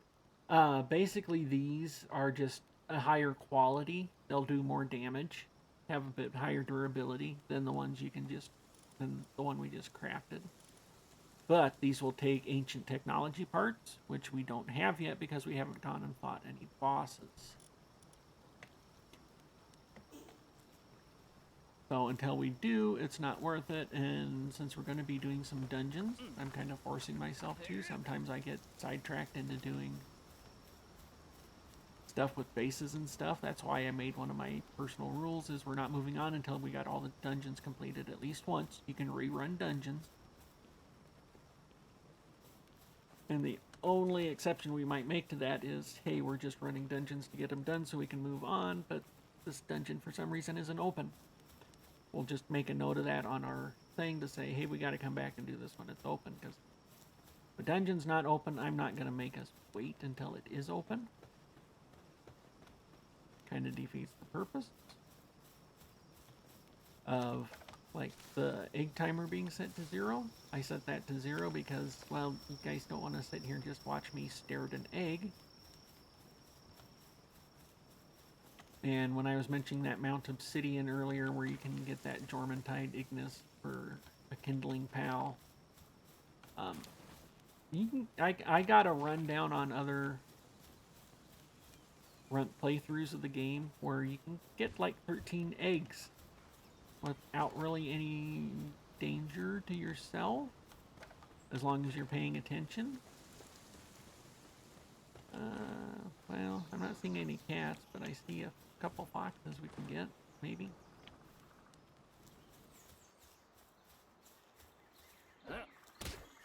That's one thing. When some of these are sleeping, it's very hard to tell where they are.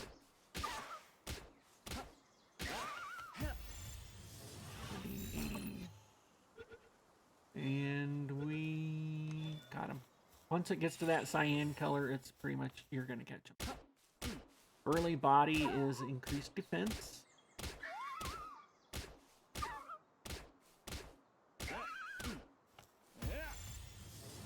70 to 80. Hey, there's a cat.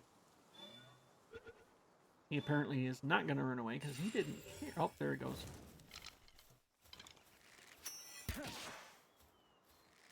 Headshots are a thing. When it comes up red, that's a critical hit. I headshotted him. There I did. But since I was able to hit him, he stopped running away and started fighting me.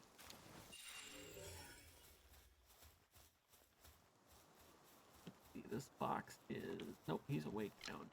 Sometimes they run. Oh, not a headshot. There's a headshot. Distance seems to play a factor too in how much damage you do. Well, he really doesn't want to fight back either. Oh, Mine Foreman. So if he is in the party, he will make me more efficient at mining, which basically means I do more damage to whatever I'm mining.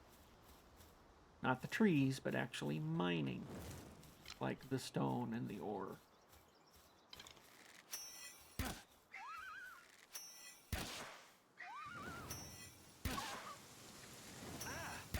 Yeah, I know, I'm just letting them damage me.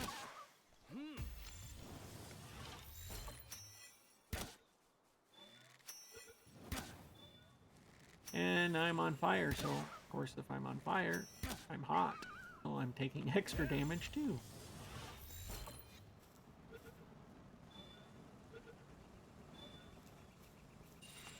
But at this point, I'm not worried about it as much. Let's see, 3 more foxes, 4 more pals total, and we get that one out of the way. Oh, chest. One good thing about the bow, too, I can kind of draw your attention to where I'm looking. So you can see, what the heck are you talking about? Ah, see, purple one. We've only got the gold and the... Basically, it means it's rare. There's going to be more stuff in there. One thing about it, though, is these ones will never have the PAL souls in it, which you can use at a statue to increase their stats, but the gold ones will. Yeah, those guys, even with a bow, are a pain to hit. There's a reason I play these kind of games instead of actual first-person shooters. I don't have the reflex. If I ever did. Basically running after that fox. Hey, pay attention to me.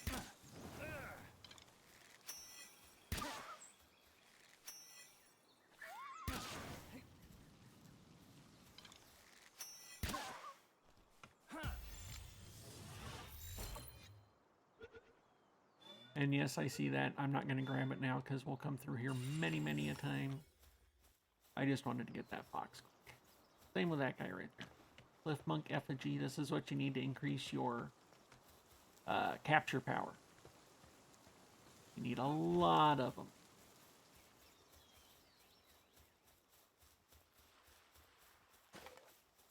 But now that it's daytime, let's head back. There's not really anything. I mean, we can do the chickens and 10 of those. Oh, there's a fox. You only need 2 more foxes to finish that up. But let's show you guys what it is when you're fighting with a PAL too here. I have not done that yet. It makes it more efficient. Generally, they default headshot to fighting what you're fighting.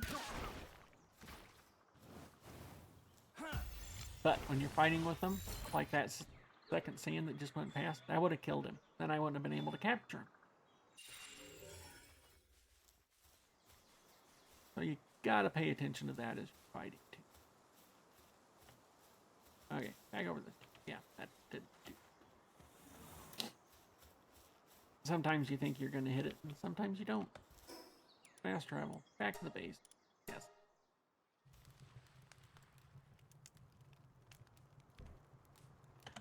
Okay.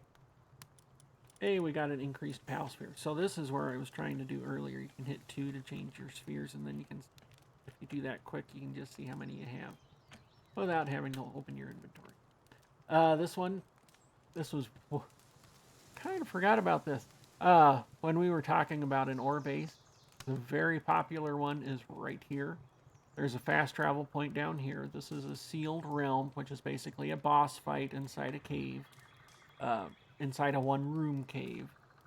If you're standing down here and you look towards this mountain, this will be the top of a green mountain peak next by. Once you have a flyer, you can get up there. It is basically, people kind of agree it's the best spot to set up an ore node base. Because you get a bunch of ore there, you get a bunch of coal there, which is needed to make the refined ingots. But I was coming to this one. So we are level 9 now. Which means we're doing weight. We're not increasing the base yet.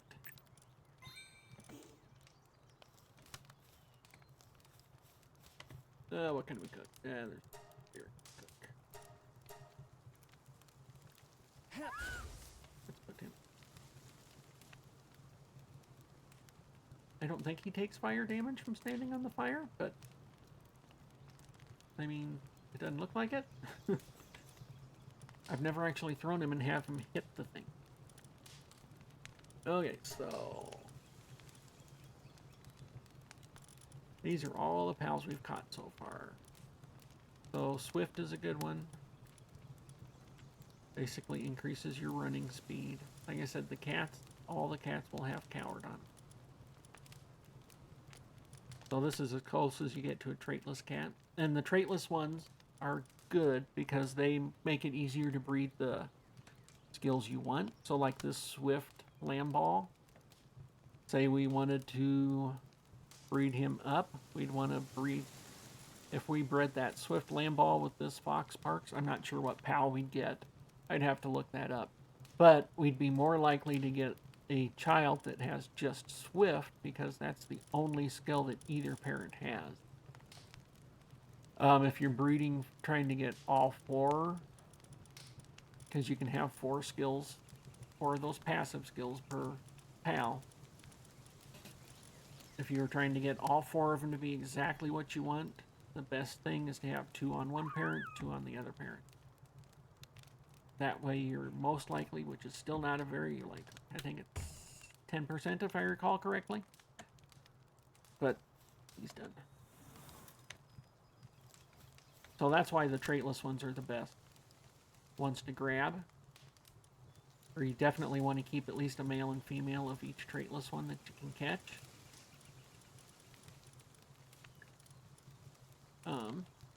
Which, if we look at my sheet here, on my notes tab, I basically am going to be breaking out. I'm only going to be keeping the pals with these traits, or combinations thereof. Legend we won't see until near the end of the game, because you gotta find a legendary boss to get the legend trait. But I got space for 3 females, so a low, a middle, and a high of the breeding power, which we'll get into when we actually start breeding, and male. So I'll have 6 artisans, I'll have 6 workaholics, etc., etc. Then I got 3 boxes set up just for traitless. And then this teams one is going to be the teams that I aim for. So the reason I have some names in here is I thought we might try, if you remember the title screen, you can see basically an islander on the left with those 5 pals going against bosses that are in the tower.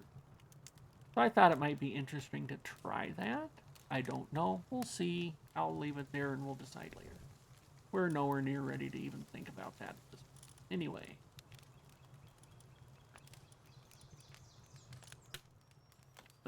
Let's see. What should we do next? Empty out inventory a bit. There we go. Oops, nope. See, I go to eat when I'm in inventory quite a lot.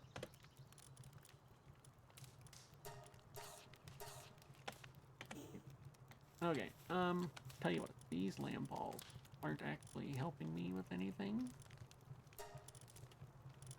This is the only one I'm definitely keeping, because passive skill, that swift one I'm definitely keeping too, though. But I'm not at the point that I want to sort my box yet. Until we can get to a settlement where we can actually sell off pals, not really worth sorting my box out the way I was just showing you guys. So, in this case, yes, I know, game. I know.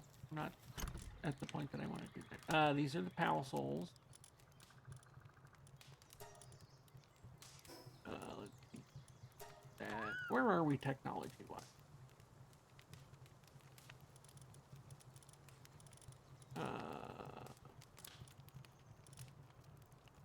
Oh, we're 1 away from the metal, 2 away from the metal pickaxe.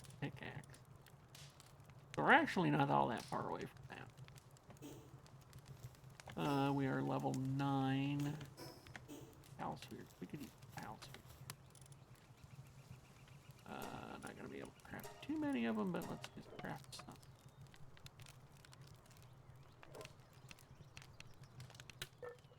And see, I'm already skipped. He'll help me. And then it goes just that little bit quicker. He does not like it when I throw him directly on the thing. Let's see here. If we look at the PAL deck, which we haven't yet, we've caught all 10 lamb balls. We definitely need more cats.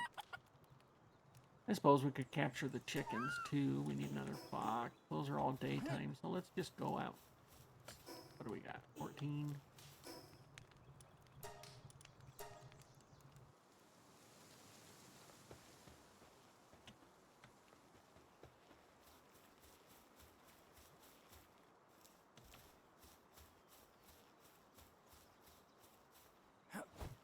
Oh, might help to actually equip the bow. Oops.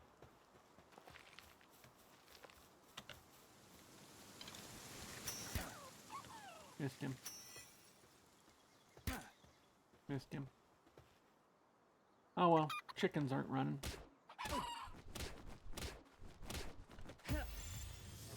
And I'm at high enough level, these level 1s, I'm gonna catch almost it.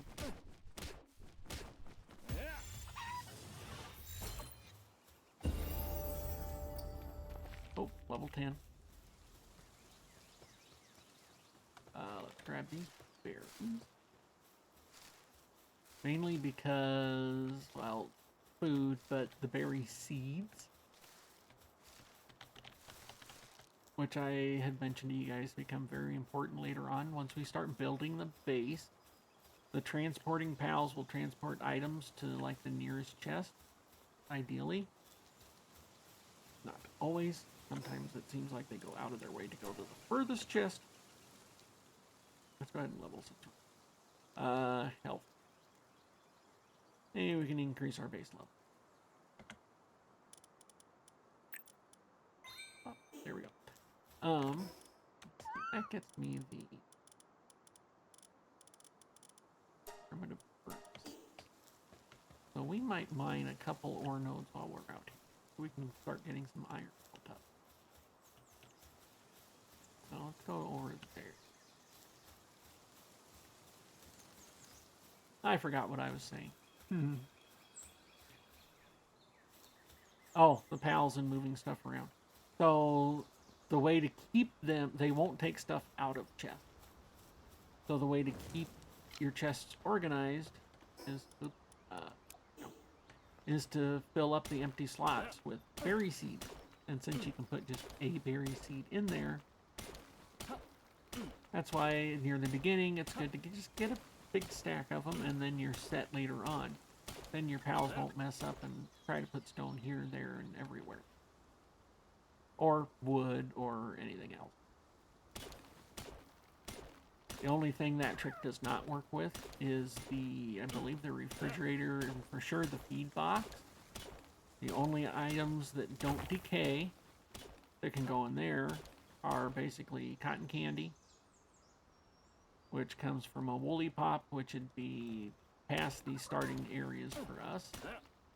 And honey, again, past these starting areas for us.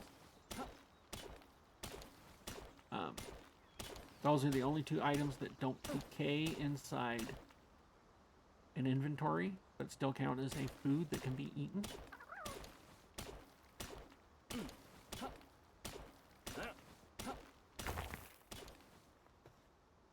You can see it takes quite a while to get through these orders.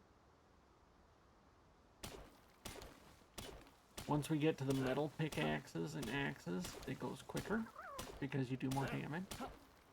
And like I said before, we got a mine foreman, I can't remember if it was a cat or something.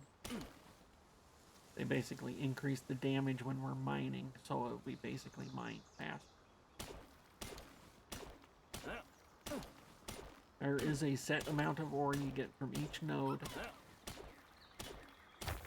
And even breaking, I don't see a stone here, but breaking the stone, the nodes that you just get stone from, even breaking, oh, I killed him. I didn't mean to hit him that hard the last one. Oh well. Like the stone nodes, you will occasionally get an ore from it. Not always a lot. But it's a possibility. Just like when you're breaking stone, you may get a paladin fragment. Good. Let's not kill him this time. There we go. We don't lambs, but there's chickens clear down there yet. Jump. Hello.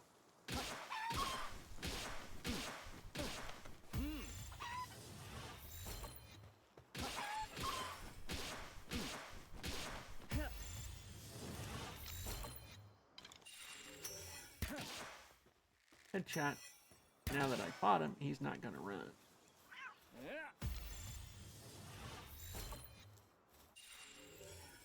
So basically, he didn't see me coming up. That's why he didn't run away. And since I had the bow, I was able to engage him before he could run. How's my weight looking? I cannot hold another node's worth of ore.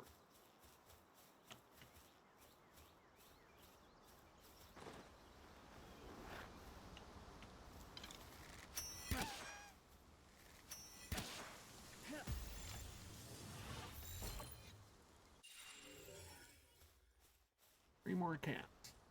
Well, there's two if we can get to them before they run away.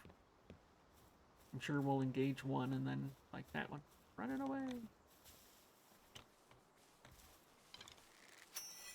I don't think he knew I was here.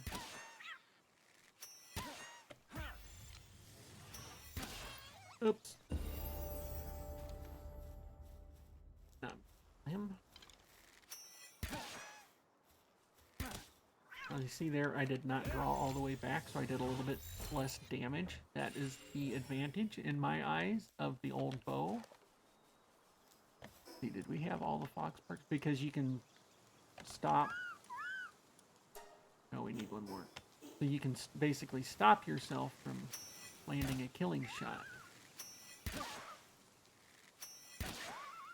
One more. Oh, that was yours. I captured it. I broke down.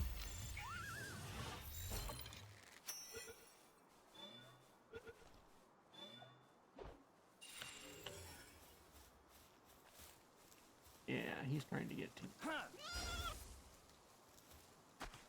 Fight the lamb? No, we don't want him to fight the lamb.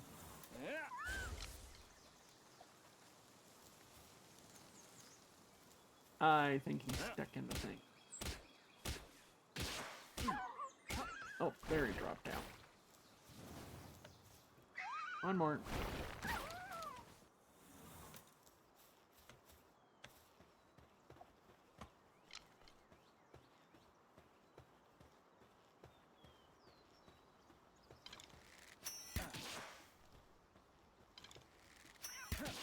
Oop, I did it again.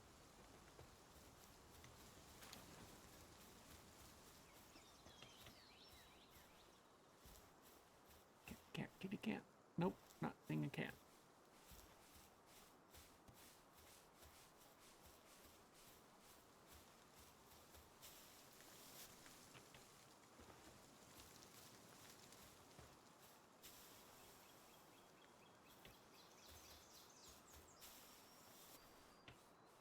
Okay, let's go back again. That's a good way to gain levels, like I said at the beginning of the game, is just transport here, work your way down. Come back to base, clear out, transport there, work your way down. Okay, so now we're at level 11. I don't remember what that was. Wait, okay, that makes sense.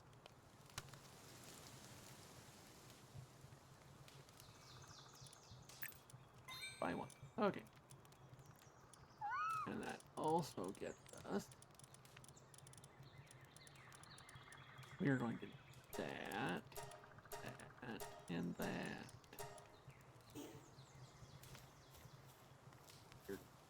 Build. Okay. When it's got that little exclamation point up here, that means you have something in there you haven't looked at. Oh, that's not what what the heck? Oh, we need more stone. Well, there's stone. Let's get rid of that ore we have in our inventory, though. Otherwise, we'll get over encumbered before we reach it. Actually, before we go mining it up here, let's see what we got here. What mine foremans do we have? If it, well, I know we got at least one.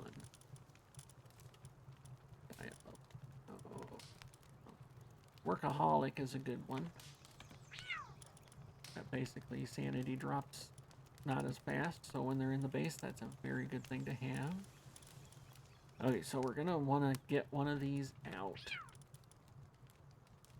Attack, that's good. Diet lover means hunger is less likely to decrease. Oh, what was that for?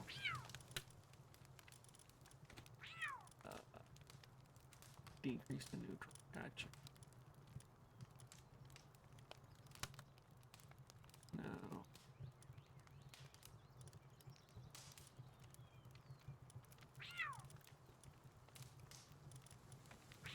think we're going to grab. Well, but that's... Let's do that. I'll show you why in a second, why I'm grabbing him out. Or... Oh, there's a mine foreman. We had at least one. Couple paths. So we have a trait list of the fox part. That's good. I guess we only had the one mine. Okay, so the cat has mining. He'll help. I have mine foreman, which means I'm going to mine this even faster now. Only one, so it's not a lot, but if you get 4 of them in there, and that was one thing I did with my Van Horn and Who crates before, was with the 4 Who crates, I made sure they had mine foreman on them. Made it so much easier and quicker. And you can see there's a few things on the ground there, but, well, he says, yeah, I don't know why I did that. Let's pull him back. Furnace we were about to make. Oh, still not a... Really? That furnace takes that much? Okay, we need more stone.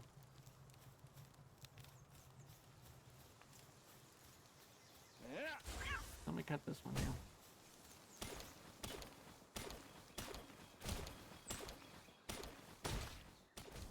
Oh, man.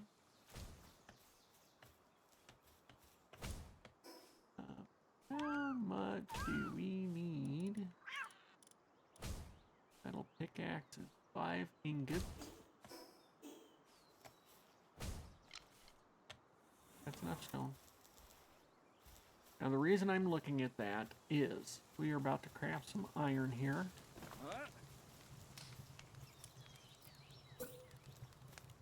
And since we took out a node, oh yeah, get that lamp off. Oh, crap. Since we took out that iron node, I think, if I recall, that's going to be 20 ingots. So we're going to have at least 5 to be able to make that metal pickaxe. So why bother repairing this pickaxe if we're going to just immediately make a better one? We'll see here, because I think I need the high quality workbench to make it.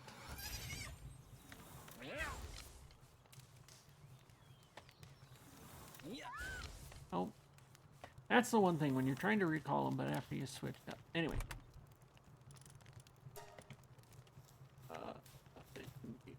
Iron axe. Yeah, we're gonna have plenty of iron. You go there.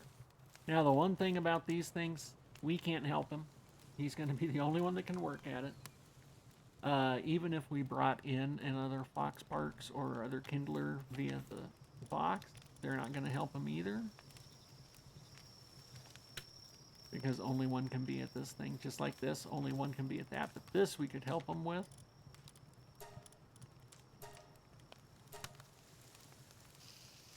But while he's cooking that stuff up, I'm gonna fry up some eggs. And then it's breakfast time tomorrow.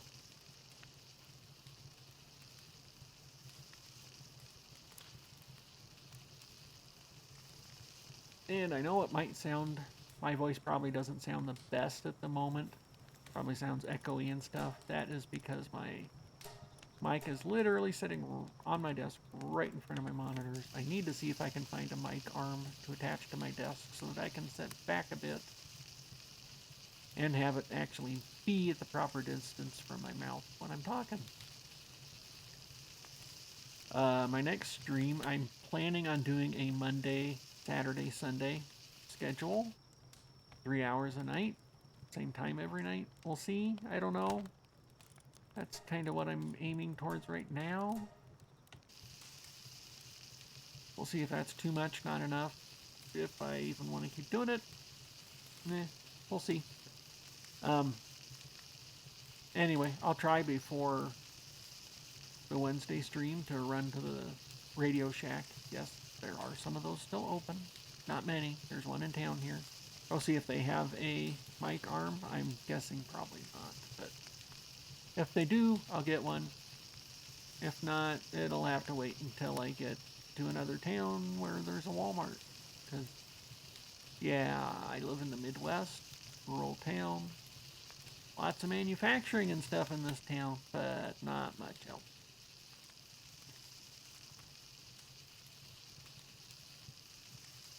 How many ingots does he have? Oh, yeah, so, yeah, see, the metal pickaxe doesn't show up here. There's that old bow we can't craft. It takes a lot more materials. Plus that ancient civilization part, which we don't have. It's not worth crafting that yet. So, we do need... Oops. Nope. This way. There we go. We do need this. So we need 15 ingots. 10 nails. So the nails we can... Oh, we have to learn. I forgot about that. Nails. They take ingots too. Oh. Yeah, see, as the ingots were sitting in there, they didn't count as something I could craft with because they were still sitting there. So we're going to do 5 sets of 2 nails, so that would be the 10 nails we'll need. And I'm not going to get that lamb ball out because that would get rid of my fox parts, and yeah, I'd rather have fox parts getting that ingot stuff going.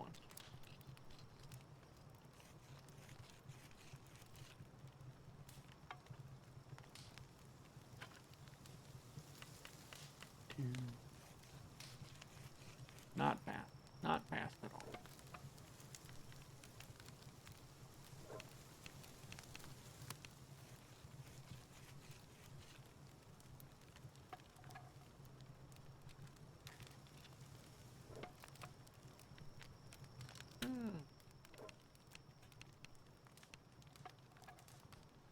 Well, it doesn't look like you guys can hear it, but I live near a hospital. I can hear a helicopter coming in, so that's not necessarily a good thing.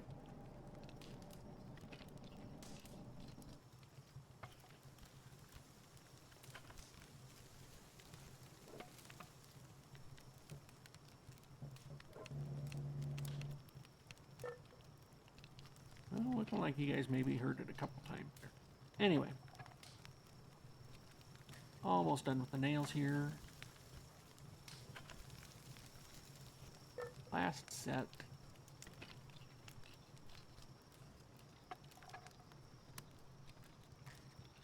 He's almost done with the ingots.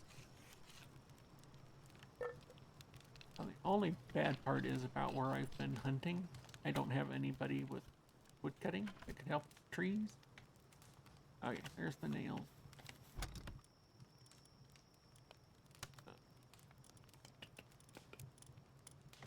Oh, see, there, I was trying to eat and I was there. One thing about eating too is your stats, if you're hungry, will decrease. And by hungry, it means like under half. Okay, he's done. So we got 15 ingots. So that's enough to be able to build. Oops. To build that, that'd leave us 2. Which here was not enough. We need 5 ingots just for that. So we may as well repair that pickaxe. Actually, we need wood too, so we may as well repair that while we're here too.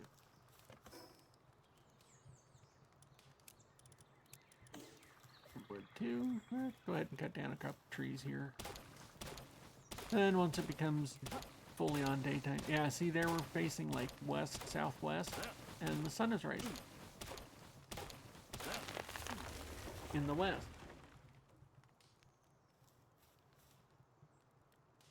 Not from the east.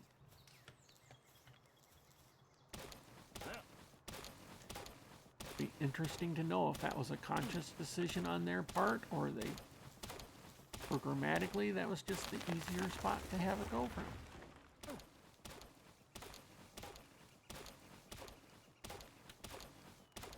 Or maybe there's a reason for it. I don't know. Maybe our compasses are all messed up because of something else. We'll find out. Eventually, maybe. Okay, so let's get rid of that. That we need to go like more iron or whatever.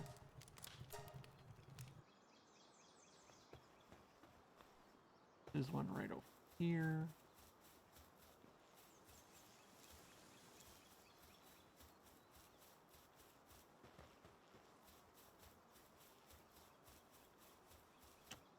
Go the wrong way. Thought it was right over here.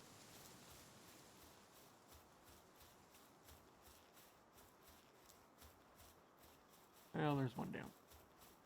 I don't want to jump down though. That'll be damage. We don't want to take that much damage.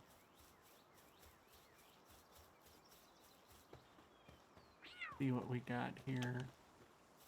I heard a cat. I don't think I need the cat. Oh, I do need one more cat.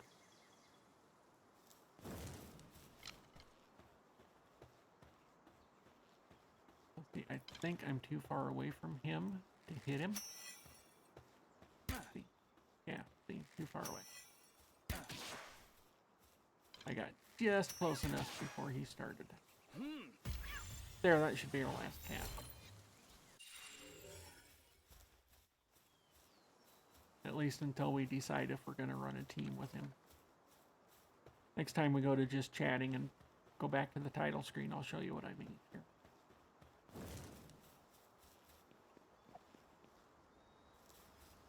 Okay, so this is the ore node we did before. It does not respond.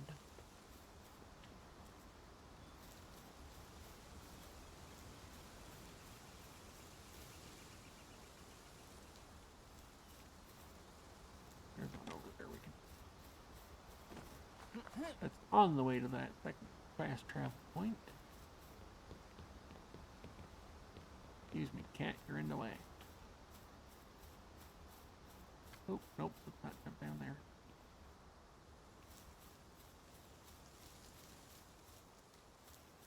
And damage incoming. A little bit though. Not a lot. Well, we can get more berries while we're here too.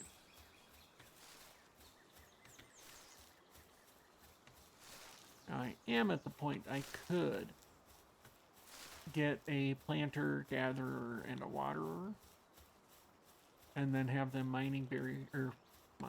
growing berries on their own.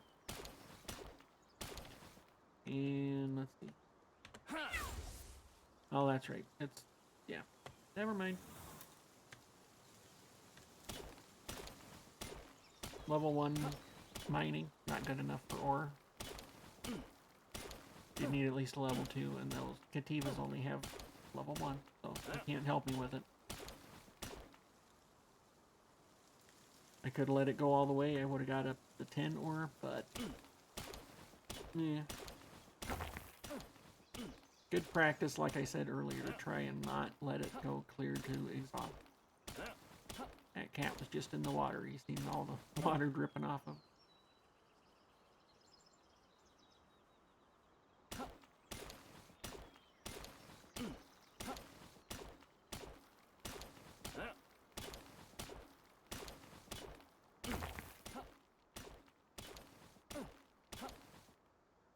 Stopping about 20. I think you get 21 or 22 hits before you're exhausted.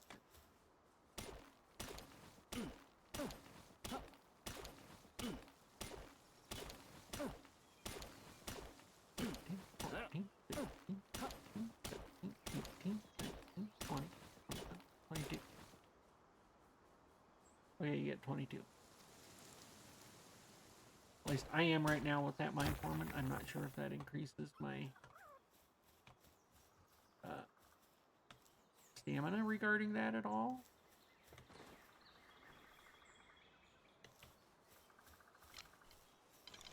Wait, we were done with the cap.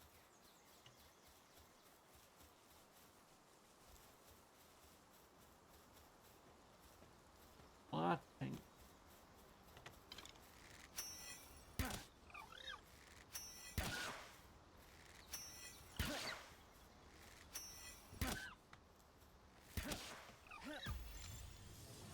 And the main reason I'm trying to catching him is he is a water He can cool too, but he's a waterer. So if we want to set up so they start doing their own berries, now we got one.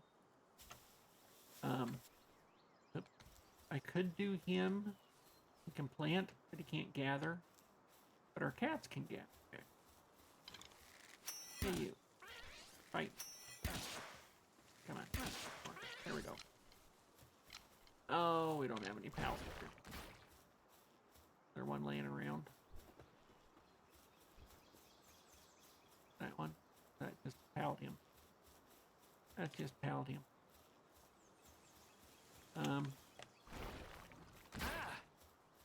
Yeah, that's gonna be. Oh well. The green ones have a higher capture rate. Bottomless stomach, dainty ear. Huh. Interesting.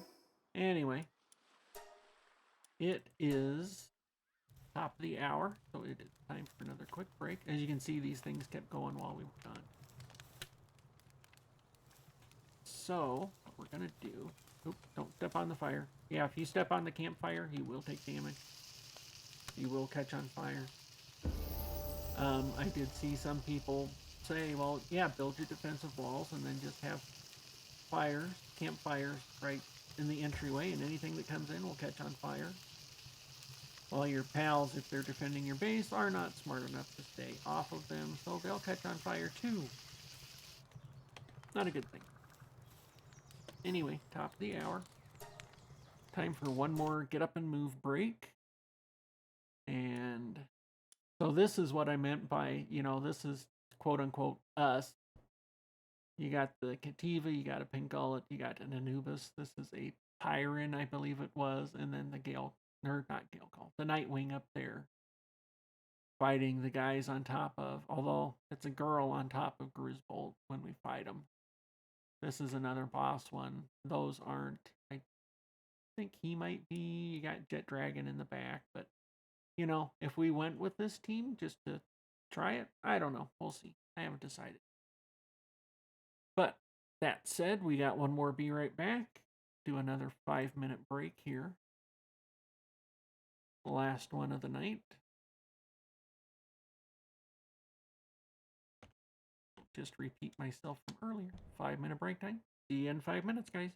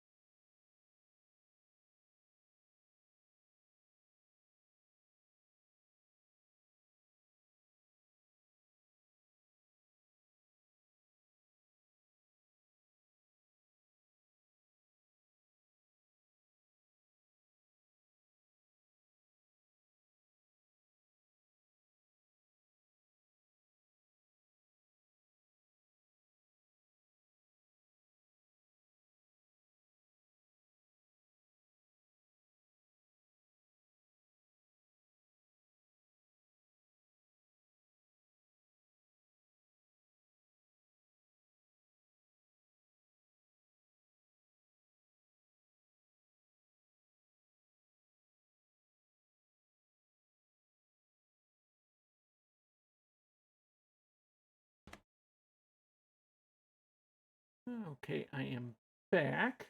We got just another little bit here, just in case anybody actually did get up and walk around a bit. Uh,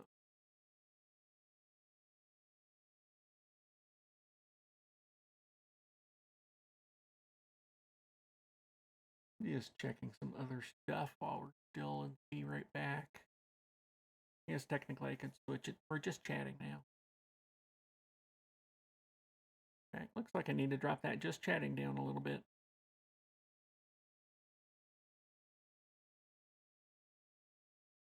Have to remember to do that.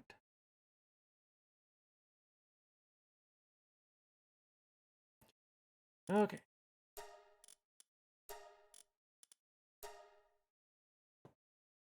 And we're back. So back to the game scene.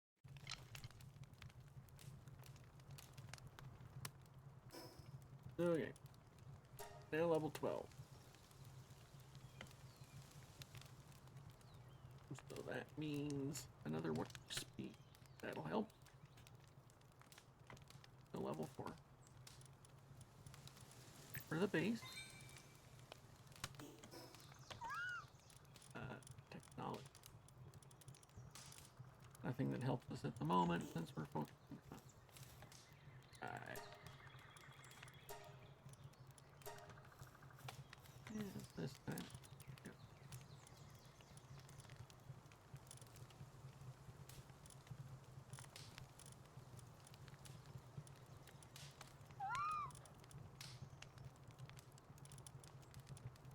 Drop him in. Now you can see it's complaining. Pals without beds will get stressed. Yes. That's why we need to build a pal bed. I mean, we really don't have to. I'm not going to leave him out here, but just in case.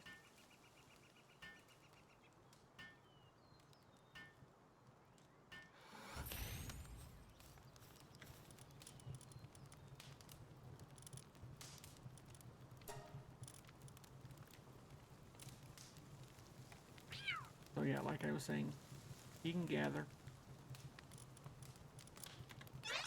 He can plant. He can water. So if we wanted to build a berry plantation, which we have not worked technology for yet, which I ain't worried about either. We could. There it is. Berry plant. Needs more stone. Oh. Oh, right.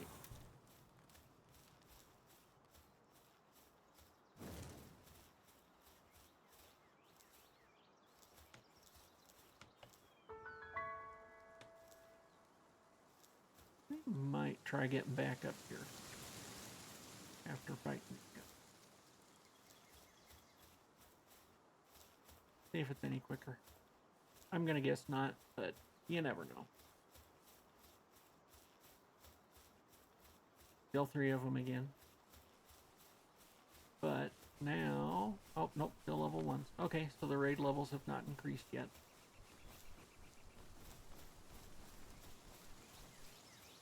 But we can throw him out.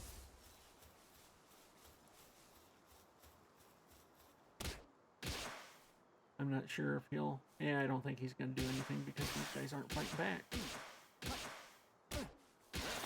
Oh. Alright, I ain't made any spears yet either.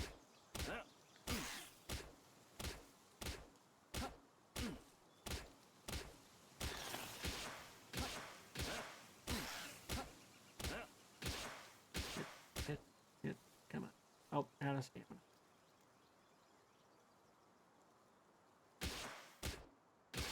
Yes, we did get a level 2 in there. Okay, so let's see if we can get back up. That's not the one I want to climb. This one is the one I want. So this is a way you get back up to us from this side.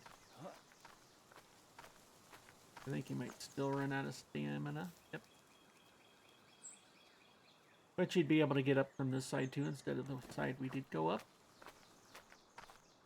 Just take longer to get over here, I think. But there we go. Now we're up here. We're good to go. Iron. That's enough iron. We can build that high quality workbench now.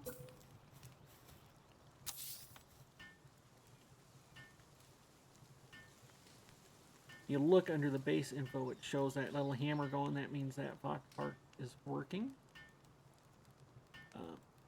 We'll leave him out until he gets done, just so you guys can see what that looks like when he's done. But oops, that's not what this is. So we need some stone. Get this guy out.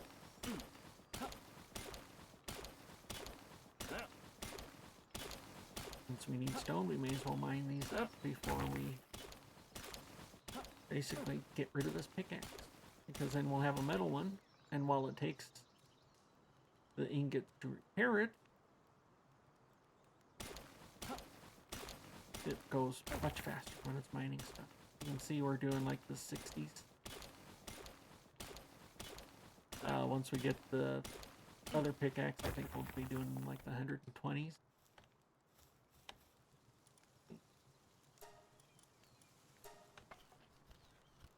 Metal pickaxe.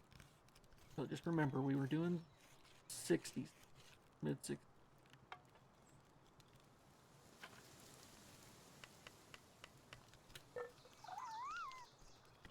And you can see that little hammer went away, and now that Fox Park is just gonna wander around because he has nothing to do. Which means we're just gonna get him back out of the base because why have? There's nothing for him to eat at the moment either. Okay, mid-60s.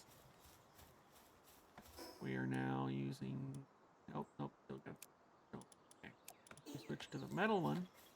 You can see the damage: 150, 130. So, twice what we were doing, which means we get through the node twice as fast. That's why you upgrade. At this point, there's nothing we can do with that. We could keep it. Nah. Discard thing. We don't need it anymore. We've upgraded. The axe. Do we have enough to do that? We do have enough to do the metal axe. Go ahead and make that. And then we might plop down another chest so we can get some more stuff out of our inventory. And then we might also go and mine some palladium, or palladium, however you want to call it. So that then we can get some more. Oh, we need wood more than anything. So, pal spears. So we could get 19 of them if we had enough wood. Well, let's just chop down a tree or two. But, like, let's. No, we don't even have enough wood for a chest.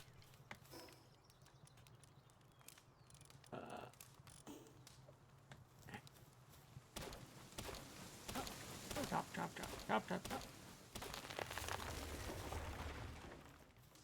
See, tree went faster with the metal axe too.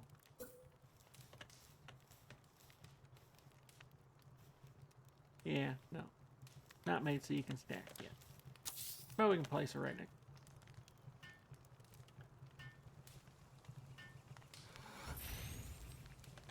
And then I will show you quick. Okay, so we wanted to do wood and fiber from chopping down trees, stone and palladium. Chopping down those, you get ore, get the iron from the ore. And then this is usually the chest that I would keep the berry seeds in. Holding down control, taking one. So now this is literally all that the pals will put in here. And if all your chests are equally sorted,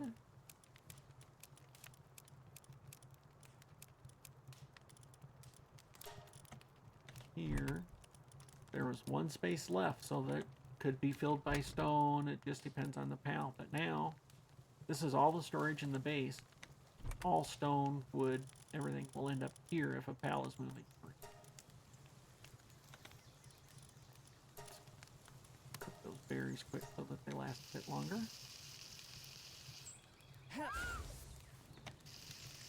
And again, he's standing right on the campfire, not getting hurt, so I guess that must be... I mean, his tail's literally on fire, too, so...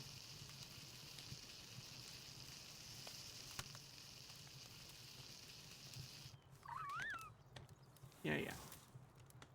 Good fox. Let's see. Paldium. We were going to go get some pal.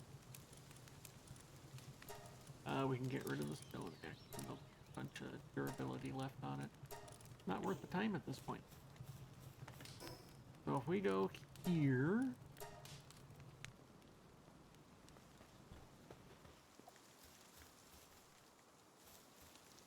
is where... Ain't no damage. Okay. There's these nodes right... There's a few nodes right in here. Oh, we needed wood. Oh well. See how much faster those go too with the metal pickaxe.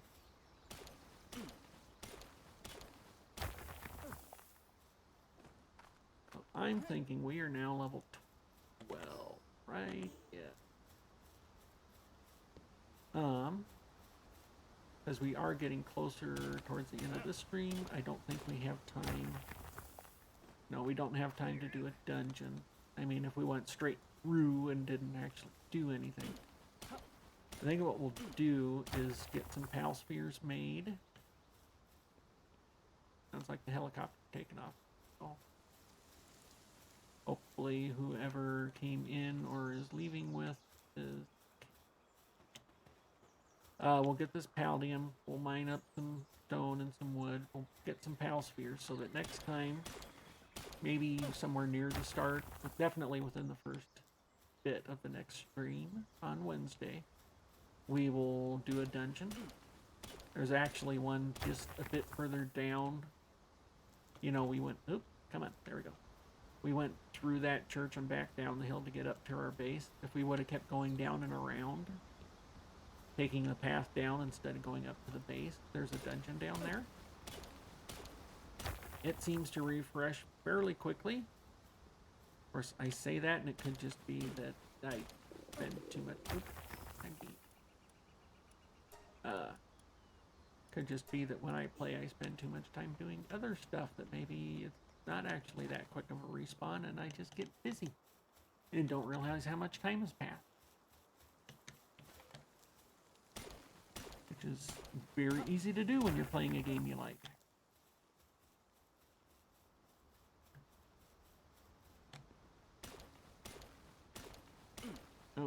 Oh, went too far. I have not decided if I will do off-camera work with this or not. Like the Monday, Tuesday, Thursday, Friday. Or if I will just continue with my other personal game. And leave this for just stream. I haven't decided. We'll see. Because I know the later you get in the game, it gets to be a bit more grindy, but then there's other stuff you can do in between. Like right now, I could do this in between streams and just have a whole bunch of resources built up. But, yeah, I haven't decided yet. I haven't decided if this streaming thing is something I'll keep up either. I'm not doing it, like I said towards the beginning, I'm not really doing it to get money or expecting any, you know, to get to that point. I know that takes a lot of work, and I'm not sure I want to put that much work in, but just, yeah, just to have practice, you know, get my energy up, which I know if I go back and listen to the VOD after, which I did set it to save the VODs, I'm probably going to sound very flat to myself. I think I sound fine right now, but I'm sure I don't. I sound very flat and bored, unenergetic. But we'll see. Okay, so how many pal spheres can we make now? We need a bunch of wooden stuff. Okay, So, yeah, doesn't help to keep switching one time. Okay, yeah. Now it's in there. We got about 8 minutes left here. If I remember from my reading, until I've been streaming for like a month, I can't really do raids. Yeah, see? Nodes respawn. That one just literally respawned in front of our eyes. It takes a day of game time. But not continuous daytime. If we would have, you know, we cut it down. If we get rid of the node at just as sunrise hit, and then we sleep the night away, that node would respawn at the same time of day. You know, it doesn't take 20 minutes of game time. It takes a day. So sleeping through the night counts as working towards a day. So let's cut this node out quick.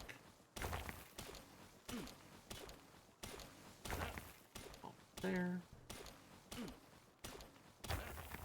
Here we go. Not a lot of nodes. Yeah. Or wait, up there. Let's rip off our stuff. There we go. Now we can mine these 2 nodes maybe quick. And then we'll build some spheres, and then we'll be ready to maybe do a dungeon. Which is just over that way, down on the bottom. I was lucky enough to get a flyer very early in my last run when I built up here.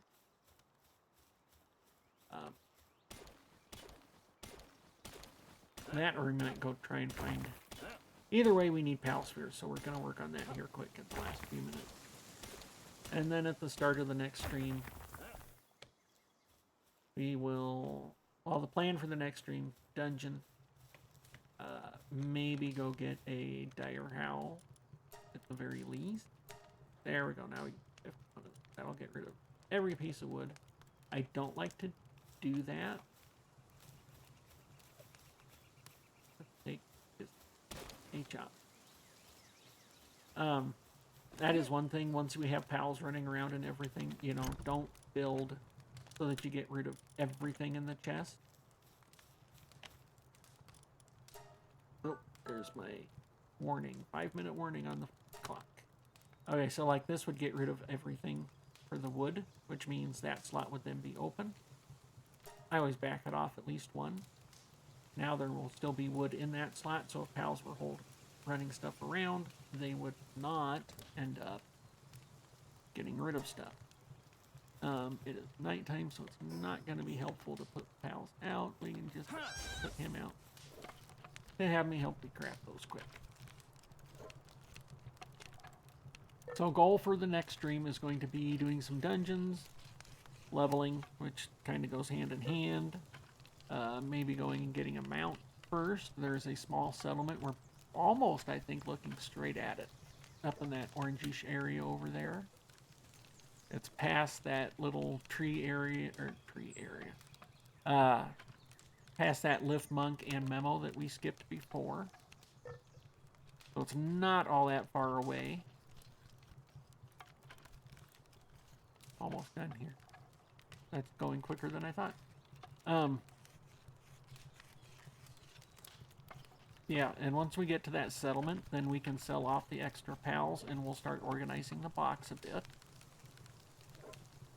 So that you can kind of see my plan with the breeding. I mean, I don't really have a plan per se. It's more a, okay, experience says, you know, keep this, keep that. Traitless are gold for keeping. At least one of each, like the fox parts, we have there's a female, and I thought we had a male. Oh, we put it up. Oh, female. So we have 2 traitless females. We don't need 2 traitless females. 1 traitless female is enough. But we do have, there he is, traitless male. So keep 1 traitless male, keep 1 traitless female of the fox part. Then we don't need to keep any extra fox parts. Unless they are one that has a skill like Burly Body, we're not going to keep at this point. Diet Lover, were we going to keep Diet Lover? Oops. Here we go. No. So the Diet Lover just makes them eat less, which on the one hand with the base pal is good. They don't go through the food as fast, but if they're not eating as often, they're not reducing their sanity as often. So that is why I'm going to leave the Diet Lovers out. So when I'm building a work pal, I am aiming for Artisan, Workaholic, Lucky, and Swift. So those are what I'm. That's in the wrong order. Anyway, I need that Swift to be up with. Anyway, so those I'm working for because Artisan, Craft Speed, Workaholic, their sanity drops not as fast. Lucky also has Craft Speed. And Swift just makes them move faster, which means they'll get between their jobs faster, they'll get between their job and food box faster, their beds, if they decide they need to go to the hot spring to rest a bit, etc. I have not done that on a personal playthrough yet, not with the Swift. I was going Artisan, Workaholic, Lucky, Diet Lover, but I'm going to try it this way to see if that works a bit better, and I think it will. Just because the less time they're moving between stations, the less time they're wasting. Combat, ideally, is going to be Lucky, Legend, Swift, so that they can move faster, because combat, I'm thinking mounts. And then the ideal would be like their specific trait. So like the Van Worm does a lot of fire damage, so increased fire damage, whatever that trait happens to be, is the idea. I know Legend is going to be something that takes a while to get to, so Lucky, Swift, Musclehead, plus that trait would be the working goal at this point. Legend is going to be definitely near the end. And speaking of end, we're not really doing anything in game at the moment, so let's get out of here. Here's the title. So we definitely accomplished some stuff. We got up to level 12, so we're a level 4 base. We're at our base location. It's not fully set up. Like I said, we want to get to 18, which hopefully we can also do next stream. If we're doing a dungeon and such, we'll hopefully get there. I really have no sense of time on how long this stuff takes. The other type of pal would be if we do a team where we do, like I said, the Van Worm and the 4 Who Crates. Then those 4 Who Crates really won't come out to fight, so we'd want to do Logging Foreman. That helps me. Mining Foreman. That helps me. Stronghold Strategist. That adds defense to me. And Vanguard, which adds attack to me. So that's kind of why I'm keeping those. This was not, I was keeping like 5 other traits as well on my last run through. This one's going to be this. We'll see how it goes. Might end up changing. That said, it is time to end the stream. I don't believe I'm allowed to raid people. Let's see here. Oh, I can. But it's literally just me watching, so it's not worth raiding with a viewer of 1. So let's switch to the just chatting because that's all we're doing here. We're getting rid of the game. And I'll actually hit quit game here so that you guys can see what I'm doing. I am basically just capturing my second monitor. And so only follower we had is the Drag Dragon. Thank you again for that. And thank you everybody for coming and watching. And that is it for my inaugural stream. We'll catch y'all later.